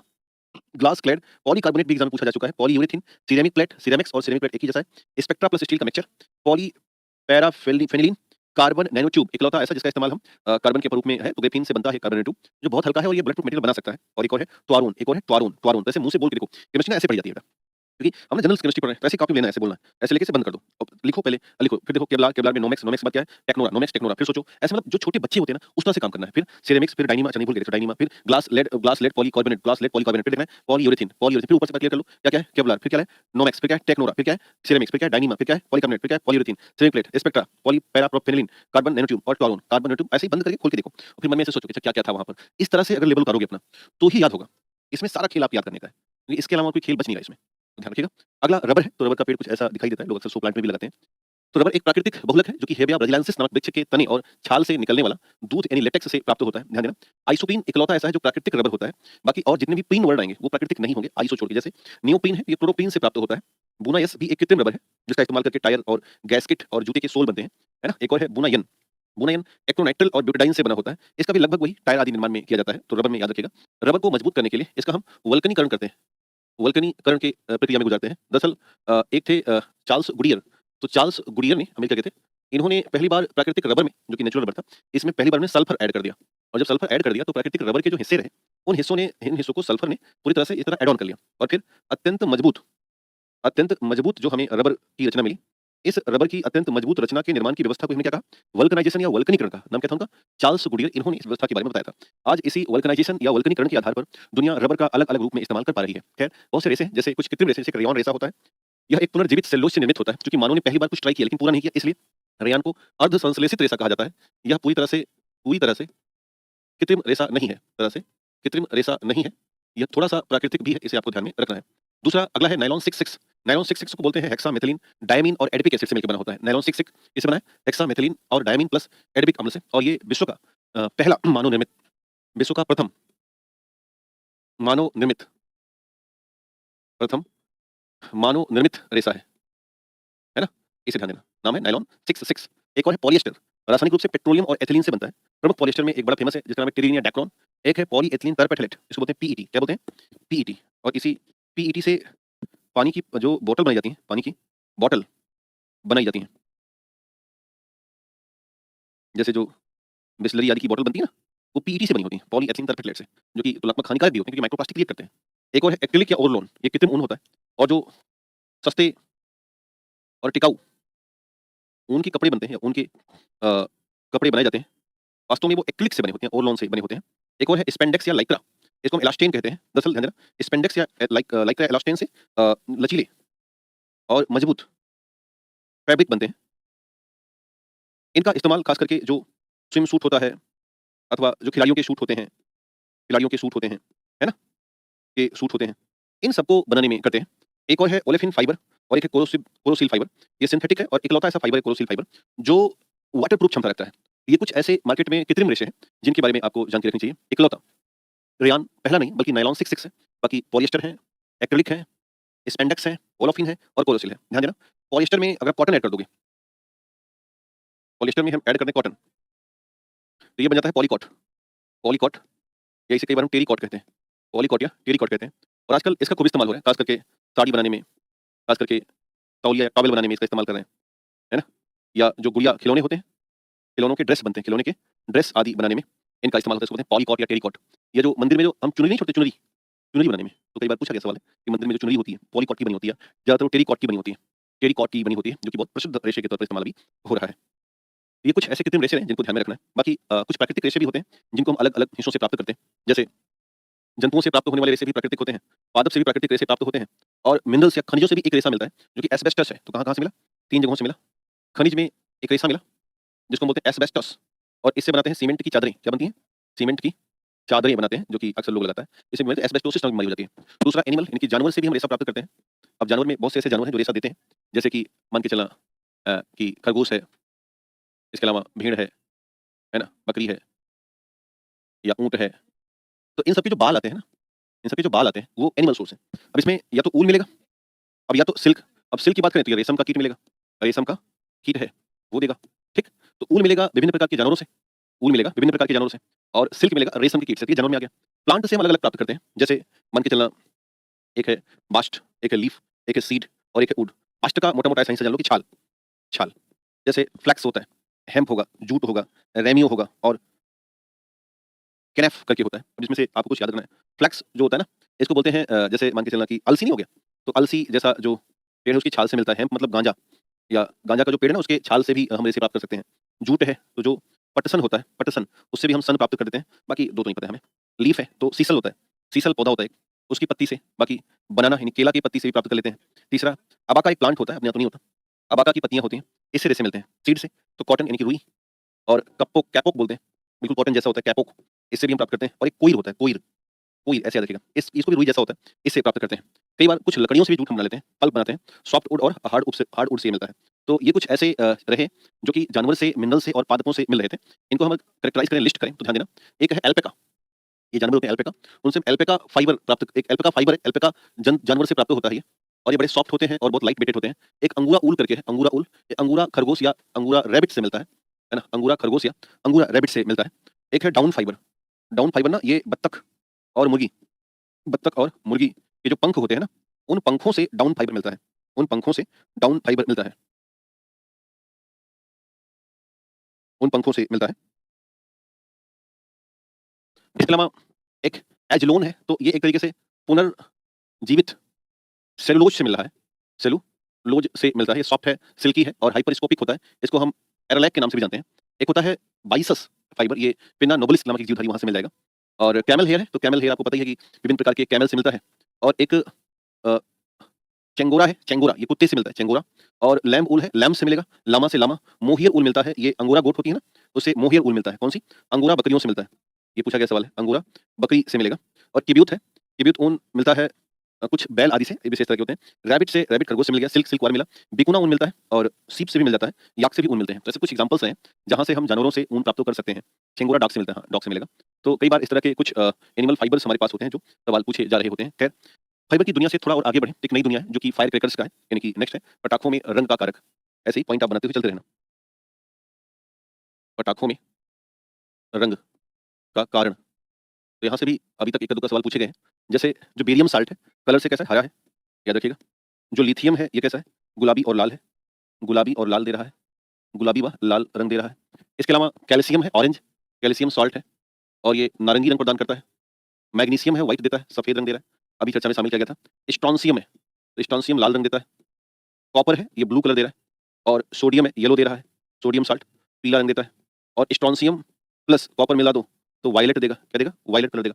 तो ऐसे ही कुछ हमें याद रखना है। बेरियम हरा, लिथियम गुलाबी और लाल, ऑरेंज देगा कैल्शियम, मैग्नीशियम व्हाइट, स्ट्रोंशियम लाल, ब्लू रंग देगा कॉपर और सोडियम देगा येलो, और स्ट्रोंशियम प्लस कॉपर मिला दें तो वायलेट। तो बेसिक बेसिक अगर इतना हम याद कर लें तो एग्जाम इतना कठिन कभी नहीं कर सकते वो। ये आपसे और दूसरा कोई रंग पूछना शुरू कर दें, इतने ही रंग से पटाखे लगभग बन जाते हैं और यही रंग हमारे आसपास होते हैं। तो इतना आप नोट कीजिएगा। नेक्स्ट की तरफ चलें। तो आपसे अगला जो चैप्टर पूछ सकते हैं खाद्य परिरक्षण, खाद्य परिरक्षण या फूड प्रिजर्वेशन। इतने केमिकल आपको याद रखने हैं फूड प्रिजर्वेशन के लिए। सबसे फेमस जो केमिकल है वो है सोडियम बेंजोएट, इसका इस्तेमाल करके खाद्य परीक्षण करते हैं। दूसरा है पोटेशियम सॉर्बेट, तीसरा है पोटेशियम मेटाबाइसल्फाइड, उसके बाद है सॉर्बिक एसिड और एक और तरीका है मिल्क पास्चुराइजेशन यानी कि दूध का पास्चुरीकरण, है ना? 62 टू 63 अंश सेल्सियस पर 30 मिनट तक गर्म करते हैं और दूसरा 70 से 72 अंश सेल्सियस तक 15 सेकंड और तीव्र ठंडा कर देते हैं। तो कुछ ऐसे आंकड़े हैं लगभग-लगभग जिन पर हम मिल्क को पास्चुराइज़ कर लेते हैं और फिर हमारा मिल्क कुछ दिनों तक खराब होने से बच जाता है और पास्चुराइज़्ड मिल्क का इस्तेमाल करते हैं। ये जितने भी केमिकल आप देख रहे हैं, इन सब का इस्तेमाल करके हम विभिन्न प्रकार के जैसे जैम, जेली, अचार, मुरब्बा, है ना? अन्य जो डिब्बाबंद खाद्य पदार्थ हैं, है ना? या सूखे मेवे, इन सब में ये खाद्य परीक्षक इस्तेमाल होते हैं। जिनमें से सबसे टॉप लेवल पर सोडियम बेंजोएट किसका इस्तेमाल होगा? टॉप लेवल पर सोडियम बेंजोएट का इस्तेमाल होता है। तो इसे भी अपनी कॉपी में नोट डाउन कर लीजिएगा। नेक्स्ट है सोप एंड डिटर्जेंट, साबुन और डिटर्जेंट। तो आमतौर पर साबुन के निर्माण में हम सोडियम ग्लिसरॉल ट्राई एस्टर लेते हैं और सोडियम हाइड्रॉक्साइड और बनाते हैं ग्लिसरॉल और प्लस में सोडियम स्टीरेट बनाते हैं। वास्तव में साबुन जल में घुलनशील सोडियम और पोटेशियम के लवण होते हैं, जो वसीय अम्लों से मिलकर बने होते हैं और ये बड़ी लंबी श्रृंखला युक्त होते हैं। इन्हें हमें ध्यान देना है। और साबुन की खास बात क्या है? इसके विपरीत डिटर्जेंट मृदु और कठोर दोनों प्रकार के जल में, ध्यान देना, दोनों प्रकार के जल में सफाई करने में सक्षम होते हैं। लेकिन साबुन की अगर बात करें सौंफ की, तो साबुन केवल मृदु जल में, किसमें? केवल मृदु जल में ही घुलते हैं, केवल मृदु जल में ही घुलते हैं। बट एक और ध्यान देना कि साबुन बायोडिग्रेडेट कर जाते हैं। साबुन में खास बात क्या है? अगर आप साबुन का इस्तेमाल कर रहे हैं, तो इनका जैव निम्नीकरण संभव है, लेकिन अगर हम डिटर्जेंट की बात कर रहे हैं, तो इनका जैव निम्नीकरण संभव नहीं है। जैव निम्नीकरण संभव नहीं है। जैव निम्नीकरण संभव नहीं है। तो अब ये डिटर्जेंट होते क्या हैं? डिटर्जेंट वास्तव में सोडियम साल्ट और सल्फोनिक अम्लों की लंबी श्रृंखला वाले हाइड्रोकार्बन युक्त पदार्थ होते हैं। इनका उपयोग हम शैम्पू में, कंडीशनर में और वॉशिंग पाउडर में और कपड़ा धोने और बर्तन धोने वाले साबुन बनाने में डिटर्जेंट का इस्तेमाल करते हैं। तो इतना ध्यान रखिएगा। कुछ ऐसे वॉशिंग पाउडर हैं हमारे पास जिसमें हम विभिन्न प्रकार के केमिकल्स का इस्तेमाल करते हैं। ध्यान देना, वॉशिंग पाउडर जो होते हैं ना, वॉशिंग पाउडर ये विशिष्ट होते हैं। कहने का मतलब डिटर्जेंट वॉशिंग पाउडर नहीं है। वॉशिंग पाउडर वास्तव में डिटर्जेंट से बनाए जाते हैं, है ना? इतना दोनों में ना बेसिक अंतर है। ये बात ध्यान रखिएगा कि वॉशिंग पाउडर ऐसा नहीं होता कि आप वॉशिंग पाउडर लाके उसी को आप डिटर्जेंट कर दो। वॉशिंग पाउडर बनाना है ना, तो इसमें कुछ चीज़ें मिलानी होगी, जैसे सोडियम सल्फेट और सोडियम सिलिकेट मिलाते हैं। क्या-क्या मिलाएँगे? तो सबसे पहला है इसमें वॉशिंग पाउडर में सबसे नंबर 1 पे मिलाएँगे डिटर्जेंट डिटर्जेंट मिलाएँगे। क्यों मिलाएँगे? जिससे कि ये सॉफ्ट और हार्ड दोनों वाटर में घुल जाए। दूसरा इसमें मिलाते हैं सोडियम सिलिकेट सोडियम सिलिकेट व सोडियम सल्फेट मिलाते हैं। ऐसा किस लिए करते हैं? एक तो साफ-सफाई के लिए, दूसरा इसकी शुष्कता बनी रहे, है ना? तो ये दोनों मिला देंगे। तीसरा इसमें हम मिलाते हैं ब्लीचिंग पाउडर मिलाते हैं। और इसलिए क्यों मिलाते हैं? जिससे कि वॉशिंग पाउडर धुले तो ये सफेदी ला सके, यानी कि चमक ला सके, इसलिए इसमें थोड़ा-सा हम ब्लीचिंग पाउडर भी मिलाते हैं। हल्का-सा इसमें सोडियम क्लोराइड मिलाते हैं, हालाँकि अच्छी क्वालिटी में नहीं मिलाते, ये ध्यान रखना। एक फास्फेट अथवा जियोलाइट मिलाते हैं। तो चौथा लिखना है फास्फेट या जियोलाइट का इस्तेमाल इसमें किया जाता है। इन सबको मिक्स करके तब बनता है वॉशिंग पाउडर निरमा। क्या बनेगा? Washing powder Nirma. एक और मिलाते हैं सोडियम परबोरेट सफेदी के लिए और सोडियम ट्राइपॉलीफॉस्फेट और सोडियम कार्बोनेट मिलाते हैं एल्कली गुण मिलाने के लिए। एक और लिखिएगा सोडियम परबोरेट। चौथा पाँचवां लिख देना सोडियम परबोरेट मिलाते हैं, जिससे कि सफेदी और मिल जाए। तो इस तरह से अलग-अलग पदार्थों को मिक्स करके हम वॉशिंग पाउडर बनाते हैं। तब जा करके हम उसे कपड़ा धोने में इस्तेमाल करते हैं। डिटर्जेंट बेसिकली बेसिक चीज़ है, वो हर चीज़ों में होता है। इसमें मतलब शैम्पू में भी डिटर्जेंट होगा और जो हमारा कंडीशनर होता है, हेयर कंडीशनर, वो भी डिटर्जेंट का होता है। मतलब डिटर्जेंट कई जगहों पे है। अगर आप डिटर्जेंट की बात करेंगे तो ये कहाँ-कहाँ है पता है? शैम्पू में है डिटर्जेंट, कंडीशनर में डिटर्जेंट है, टूथपेस्ट में डिटर्जेंट है, वॉशिंग पाउडर में डिटर्जेंट है। इसके अलावा फेस वॉश जो हम लगाते हैं, उसमें भी डिटर्जेंट है। इसके अलावा जो डिश वॉशर लाते हैं ना बर्तन धोने वाले, डिश वॉशर लिक्विड लाते हैं, तो डिश वॉशर लिक्विड में भी डिटर्जेंट है। यानी कि जो पानी हार्ड वाटर है ना, उसकी यूटिलाइज़ेशन को बढ़ाने के लिए हमें मूलतः डिटर्जेंट लाना ही पड़ा। सल्फोनिक अम्लों की लंबी श्रृंखलाएँ लानी ही पड़ी। हाँ, सब में डिटर्जेंट है। शैम्पू में भी है, कंडीशनर में भी है, टूथपेस्ट में है, वॉशिंग पाउडर में, फेस वॉश में, डिश वॉशर में, लिक्विड में, हर जगह पे है। क्योंकि अगर आप डिटर्जेंट नहीं मिलाओगे, तो चूँकि जितना भी पानी हम यूज़ कर रहे हैं, वो हार्ड वाटर की चीज़ें हैं। हार्ड वाटर का मतलब हो गया कि उसमें कैल्शियम और मैग्नीशियम के जो पार्टिकल्स हैं, वो घुले हुए होते हैं और और ये आम है एक तरीके से मान के चलना कि जो हमारा पानी है ना, वो सॉफ्ट वाटर है ही नहीं। सप्लाई का पानी भी लगभग हार्ड वाटर है। नीचे जो पानी आ रहा है, वो भी लगभग हार्ड वाटर है। तो इसलिए ये बात मान के चलना, ये अलग-अलग होते हैं। कुछ आयनिक डिटर्जेंट होते हैं, कुछ कैटायनिक होते हैं, कुछ नॉन आयनिक या सामान्य या उदासीन टाइप के होते हैं। दोनों अपने अलग-अलग होते हैं, है ना? तो ये पॉइंट अपनी कॉपी में ऐड ऑन कर दीजिएगा। नेक्स्ट आपको याद रखना है सीमेंट से पूछा गया सवाल है कि भाई सीमेंट का निर्माण कैसे होगा? तो बड़ा सिंपल सा है कि सीमेंट हमारे दैनिक जीवन में बेहद आवश्यक एक समांगी मिश्रण है और इसका इस्तेमाल करके हम अपने घरों का निर्माण करते हैं। तो दुनिया में सबसे पहले जो सीमेंट आया वो पोर्टलैंड सीमेंट आया, पोर्टलैंड का बड़ा प्रसिद्ध सीमेंट रहा। तो एक-एक करके पॉइंट करते हैं। तो कैल्शियम के सिलिकेट और एल्यूमिनेट से मिक्सचर होते हैं ये। तो बड़ा सिंपल सा इसकी परिभाषा है कि कैल्शियम, सिलिकेट, एल्यूमिनेट एल्यूमिनेट के मिश्रण होते हैं ये। यानी कि इसमें लाइम या कैल्शियम ऑक्साइड लगभग 60 से 65%, सिलिका नंबर 2 पे है 20 से 22%, एल्यूमिना है 5%, कैल्शियम सल्फेट है जिसको हम जिप्सम भी कहते हैं, इसमें इंटू 2 H2O कर देंगे, तो ये जिप्सम हो जाएगा, ये 3 से 4%। इस तरह से सबको मिला करके एक दूसरित पाउडर बनाते हैं और इसी दूसरित पाउडर को हम आमतौर पे सीमेंट कहते हैं। पहली बार जोसेफ ऑस्पुडिन नामक एक व्यक्ति थे, इन्होंने सीमेंट बनाया था और कुछ पॉइंट्स याद रखिएगा कि सीमेंट में जो सीमेंटिंग प्रॉपर्टीज़ हैं, वो चूना डालने से बनता है। और सीमेंट में अगर हमें शीघ्र जमने से रोकना है, तो जिप्सम की मात्रा को कम करना पड़ेगा। 2 याद रखना, अगर आप सीमेंट में चूना मिलाओगे, यानी ये कैल्शियम ऑक्साइड, चूना मिलाओगे तो शीघ्र जमेगा, शीघ्र सीमेंट जमेगा। और अगर जिप्सम मिलाओगे तो कम जमेगा। याद रखिएगा 2 बातें। ये बातें एग्ज़ाम में पूछी जा सकती हैं। दोनों को बैलेंस बना के रखो, क्योंकि सीमेंट का काम जमना भी है। सीमेंट कुछ दिन आपको रोक के भी रखना है। सीमेंट को आपको हाँ, सब में डिटर्जेंट बिना कैसे शैम्पू बनेगा, कॉमन सी बात है। तो चूना सीमेंटिंग प्रॉपर्टी लाएगा और जिप्सम सीमेंटिंग प्रॉपर्टीज़ को कम करेगा। तो 3 से 5% जिप्सम डाल देते हैं, जिससे क्या रहे, जिससे ये रहे मामला, ये है कैल्शियम सल्फेट ना, ये जिप्सम है। जिससे ये रहे कि भाई 1 आध साल, 15 दिन, 20 महीना सॉरी रखा रहे सीमेंट का बोरा, तो पत्थर ना बन जाए। क्योंकि आप जाओगे खरीदने तो पत्थर जैसी सीमेंट तो नहीं लाओगे ना, आप तो पाउडर लाओगे। इसलिए जिप्सम मिलाते हैं। लेकिन अगर ज़्यादा जिप्सम मिला देंगे तो जमेगा ही नहीं, इसलिए कितना 5% तक जिप्सम। अब मेन काम सीमेंट का जमना है, इसलिए चूना ज़्यादा मिलाएँगे। तो कैल्शियम ऑक्साइड या लाइम कितना है, 60% है। अगर इस 60% को हम 70 कर दिए, तो सीमेंट बहुत तेज़ जम जाएगी। बहुत तेज़ जम जाएगी तो सीमेंट टूट भी सकती है, क्योंकि तराई अगर नहीं हुई तो। इसलिए आमतौर पर जो सीमेंटें बनाई जाती हैं लगभग-लगभग इसी रेशियो या इसी कैटेगरी की होती हैं, जो ना बहुत जल्दी जमे और ना ही ऐसा हो कि जमे ही नहीं। तो ये बस एक क्रम याद रखिएगा। और वैज्ञानिक का नाम मैं लिख ही दे रहा हूँ, उनका नाम था जोसेफ ऑस्पुटिन। जोसेफ ऑस्पुटिन। इन्होंने पहली बार सीमेंट विकसित किया था दुनिया के सामने। और आजकल तो सीमेंट का इस्तेमाल करके हम गारा बनाते हैं। इसी में जब हम थोड़ा-सा आरसीसी छत पड़ना होता है, तो इसमें हल्का-सा हम सरिया यानी कि स्टील या लोहा भी मिक्स कर लेते हैं, तो वो प्रबलित कंक्रीट सीमेंट हो जाता है ना? आरसीसी या प्रबलित कंक्रीट सीमेंट भी बन जाता है। नेक्स्ट है फर्टिलाइज़र यानी कि उर्वरक। फर्टिलाइज़र यानी कि उर्वरक। यहाँ से भी छोटे-मोटे सवाल हमसे पूछे जा सकते हैं। जैसे कि एक नाइट्रोजनियस फर्टिलाइज़र जिसका नाम है यूरिया, NH2CO NH2। इसमें नाइट्रोजन का प्रतिशत 46 होता है। अमोनिया और कार्बन डाइऑक्साइड के मिश्रण से 150 अंश सेल्सियस गर्म करने के बाद वायुमंडलीय दाब में हम यूरिया प्राप्त करते हैं। मृदा में मिश्रित करने पर जल अपघटन से अमोनिया गैस उत्पन्न होती है। ध्यान देना, आजकल nano nano urea liquid nano urea liquid प्रसिद्ध है, इसको इफ्को ने बनाया है और ऐसा माना जा रहा है कि इसका प्रभाव ठीक-ठाक पड़ रहा है, जो कि 500 एमएल का बॉटल है। 500 एमएल का बॉटल है, जो कि 45 से 40 केजी वाले कोरे के बराबर है। कोरे के बराबर माना जा रहा है। अब माना ही जा रहा है, आमतौर पर अधिक प्रभाव नहीं है।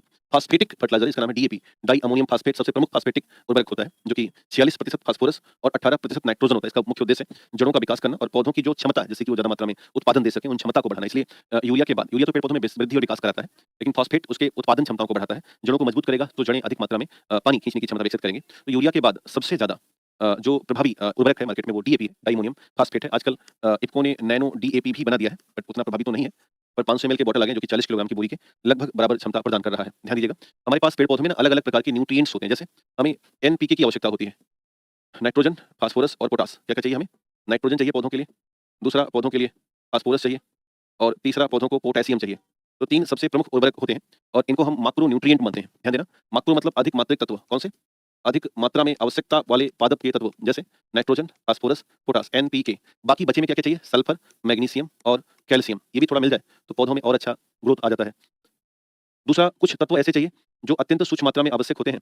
इनको हमें पाउडर में डालना होता है, जैसे बोरान चाहिए, है ना? इसके अलावा कॉपर चाहिए, आयरन थोड़ा-सा चाहिए, क्लोराइड चाहिए, मैग्नीज मिल जाए, मोलिब्डेनम मिल जाए और जिंक मिल जाए। ये कुछ ऐसे तत्व हैं जो सूक्ष्म मात्रिक तत्व होते हैं, जिनकी आवश्यकता होती है। माक्रो न्यूट्रिएंट्स पूरा करने के लिए हमें फर्टिलाइजर की आवश्यकता है और सूक्ष्म मात्रिक तत्वों को पूरा करने के लिए हमें अलग-अलग से माइक्रो न्यूट्रिएंट्स पाउडर आते हैं मार्केट में। उन्हें हमें मिट्टी के हेल्थ कार्ड के आधार पर, मृदा स्वास्थ्य कार्ड के आधार पर मापना होता है। बट ध्यान देना, अगर आपसे प्राथमिक तत्व पूछा जाए तो 3 ही याद रखना। कौन-कौन से? एनपीके, नाइट्रोजन, फास्फोरस और पोटेशियम। ये सबसे प्राथमिक आवश्यक तत्व होते हैं। कैसे होते हैं? ये प्राथमिक आवश्यक तत्व माने जाते हैं, जिनको बोलते हैं नाइट्रोजन, फास्फोरस और पोटेशियम। एनपीके, नाइट्रोजन, फास्फोरस और पोटेशियम। एनपीके क्या-क्या होगा? नाइट्रोजन, फास्फोरस और पोटेशियम के रूप में होगा। नेक्स्ट जो चैप्टर है वो है ऊर्जा, एनर्जी। ऊर्जा में हम प्राकृतिक गैसों को देखें तो ध्यान देना, प्राकृतिक गैसें मीथेन से बनी होती हैं। आजकल एलपीजी सिलेंडर की बड़ी भूमिका खराब हो चुकी है, क्योंकि हम जो स्टेट ऑफ हार्मोज है वहाँ से लाते थे, वो बंद ही हो गया। तो लगभग 90% इनमें मीथेन होती है। सह उत्पाद के तौर पर प्रोपेन, ब्यूटेन और ईथेन भी प्राकृतिक गैसों में होते हैं। प्राकृतिक गैसों में कार्बन डाइऑक्साइड और जलवाष्प भी होते हैं, जो कि गैर हाइड्रोकार्बन है। बाकी मीथेन, प्रोपेन, ब्यूटेन, ईथेन ये हाइड्रोकार्बन होते हैं। प्राकृतिक गैस अन्य जीवाश्म ईंधनों की तुलना में सबसे स्वच्छ ईंधन मानी जाती है, क्योंकि इससे उतना हानिकारक नहीं होता ये रंगहीन, गंधहीन और एक ब्रिज ईंधन मानी जाती है। आमतौर पर कोयला के भंडार में जो प्राकृतिक गैस होती है, उसे हम कोल बेड मीथेन के नाम से जानते हैं, सीबीएम कहते हैं। इसमें हम हाइड्रोजन सल्फाइड नहीं होता, इसलिए कोल बेड मीथेन को, जिसमें हाइड्रोजन सल्फाइड ना हो, उसे हम मीठी गैस कहते हैं। तो मीठी गैस भी एक प्राकृतिक गैस है, ध्यान रखिएगा। प्राकृतिक गैस और पेट्रोलियम गैसों में अंतर है। पेट्रोलियम गैसें जो मिलती हैं ये एलपीजी होती हैं। एलपीजी लिक्विड पेट्रोलियम गैस बड़ा फेमस इसका एग्जांपल है। प्राकृतिक गैसें अलग से मिलती हैं और पेट्रोलियम गैसें पेट्रोलियम से प्राप्त होती हैं, है ना? तो याद रखना इसको। पेट्रोलियम गैसों में उच्च मात्रा में ब्यूटेन और प्रोपेन भरा होता है और प्राकृतिक गैस में क्या होगा? मीथेन होता है। दोनों में इतना अंतर है। जो हमारे घर में सिलेंडर आता है वो एलपीजी आता है और जो पाइपलाइन से आता है वो प्राकृतिक गैस आती है। भारत में इसकी शॉर्टेज है। पेट्रोलियम गैस जैसे कि एलपीजी के पास उच्च कैलोरीफिक मान होता है, एलपीजी से ज़्यादा एनर्जी मिलती है। दूसरा, प्राकृतिक गैसों के पास उतनी पावर नहीं है, निम्न कैलोरीक मान होता है। पेट्रोलियम कच्चे तेलों से प्राप्त होती हैं, यानी कि पेट्रोलियम गैसेस कच्चे तेल से मिलती हैं और प्राकृतिक गैसें कच्चे तेल के ऊपर भंडार में मौजूद होती हैं। पेट्रोलियम गैसेस पर्यावरण के लिए ज़्यादा हानिकारक है, एलपीजी यूज़ करना हानिकारक है पर्यावरण के लिए और प्राकृतिक गैसें तुलनात्मक पर्यावरण के लिए कम हानिकारक होती हैं। ध्यान देना, प्राकृतिक गैसों या एनजी का इस्तेमाल करके, नेचुरल गैस का इस्तेमाल करके हम अलग-अलग सीएनजी बनाते हैं, एलएनजी बनाते हैं, रीगैसिफाइड लिक्विफाइड नेचुरल गैस आरएलएनजी बनाते हैं, पीएनजी बनाते हैं, आरएनजी बनाते हैं। मतलब अलग-अलग प्रकार से हम प्राकृतिक गैसों के स्वरूप हासिल करते हैं। जैसे सीएनजी प्राकृतिक गैसों का द्रवित रूप है और मुख्य अवयव मीथेन है। हाइड्रोजन सीएनजी आजकल बड़ा प्रसिद्ध है, 9 से 18% तक हाइड्रोजन और सीएनजी मिक्स करके हाइड्रोजन सीएनजी बना लेते हैं। प्राकृतिक गैसों को -263 फ़ारेनहाइट पर तापमान पे लाके इसको लिक्विड बना सकते हैं। पाइपलाइन के माध्यम से उपभोक्ताओं तक पहुँचने से पहले फिर से एलएनजी को गैसीय रूप में बदला जाता है। अगर पाइपलाइन के माध्यम से प्राकृतिक गैस ग्राहकों तक पहुँचेगी तो उसे पीएनजी कहेंगे। यह बायोमीथेन है और बायोगैस भी कहते हैं, ध्यान देना। जो रिन्यूएबल नेचुरल गैस है, ये हमें किसी भी उस जीवाश्म से नहीं मिलती, बल्कि ये एक जैविक रूप से प्राप्त होती हैं, क्योंकि इसमें मीथेन 45 से 70% होता है। ये जो कूड़े कचरे होते हैं या अवशेष होते हैं, उनसे मिलती हैं। तो इसे स्टार लगा देना कि ये जीवाश्म नहीं है।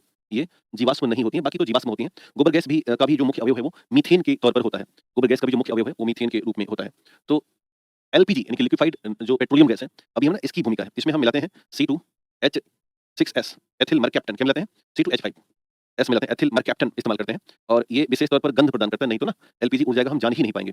एलपीजी में ब्यूटेन और प्रोपेन होता है। कुछ हमारे पास बायोफ्यूल की लिस्ट है, उसको ध्यान दीजिएगा। Ethanol, methanol, biodiesel, green diesel, strength vegetable oil, bio ether, biogas, biomethane, शैवाल आधारित ईंधन, लकड़ी और चारकोल, मक्का, रेपसीड, गन्ना, पाम ऑयल, जेट्रोफा, सोयाबीन और कपास, इन सबसे हम जैव ईंधन बना सकते हैं, यानी कि बायोडीज़ल या बायोफ्यूल बना लेते हैं। और ध्यान देना, कुछ जीवाश्म की लिस्ट है, कोयला, पेट्रोलियम, प्राकृतिक gas, butane, propane, oil, shale और टॉर सैंड, ये जीवाश्म में आती हैं। तो इसे हमें ध्यान में रखना है। इसे हमें ध्यान में रखना है। तो खैर, अगला जो टॉपिक है वो है दवा रसायन विज्ञान। तो यहीं पर आज का जो सत्र है हम रोक रहे हैं। नेक्स्ट सत्र में हम आपको दवा रसायन विज्ञान और कुछ अन्य जो चैप्टर होगा उस पर चर्चा करेंगे। इसे आराम से लिखिए, समझिए। अगली क्लास में हम कुछ हिस्से जो ऑर्गेनिक के बचे हैं उसे पढ़ाएँगे और फिर हम फिजिकल केमिस्ट्री पर चर्चा करेंगे। बहुत-बहुत धन्यवाद। नमस्ते।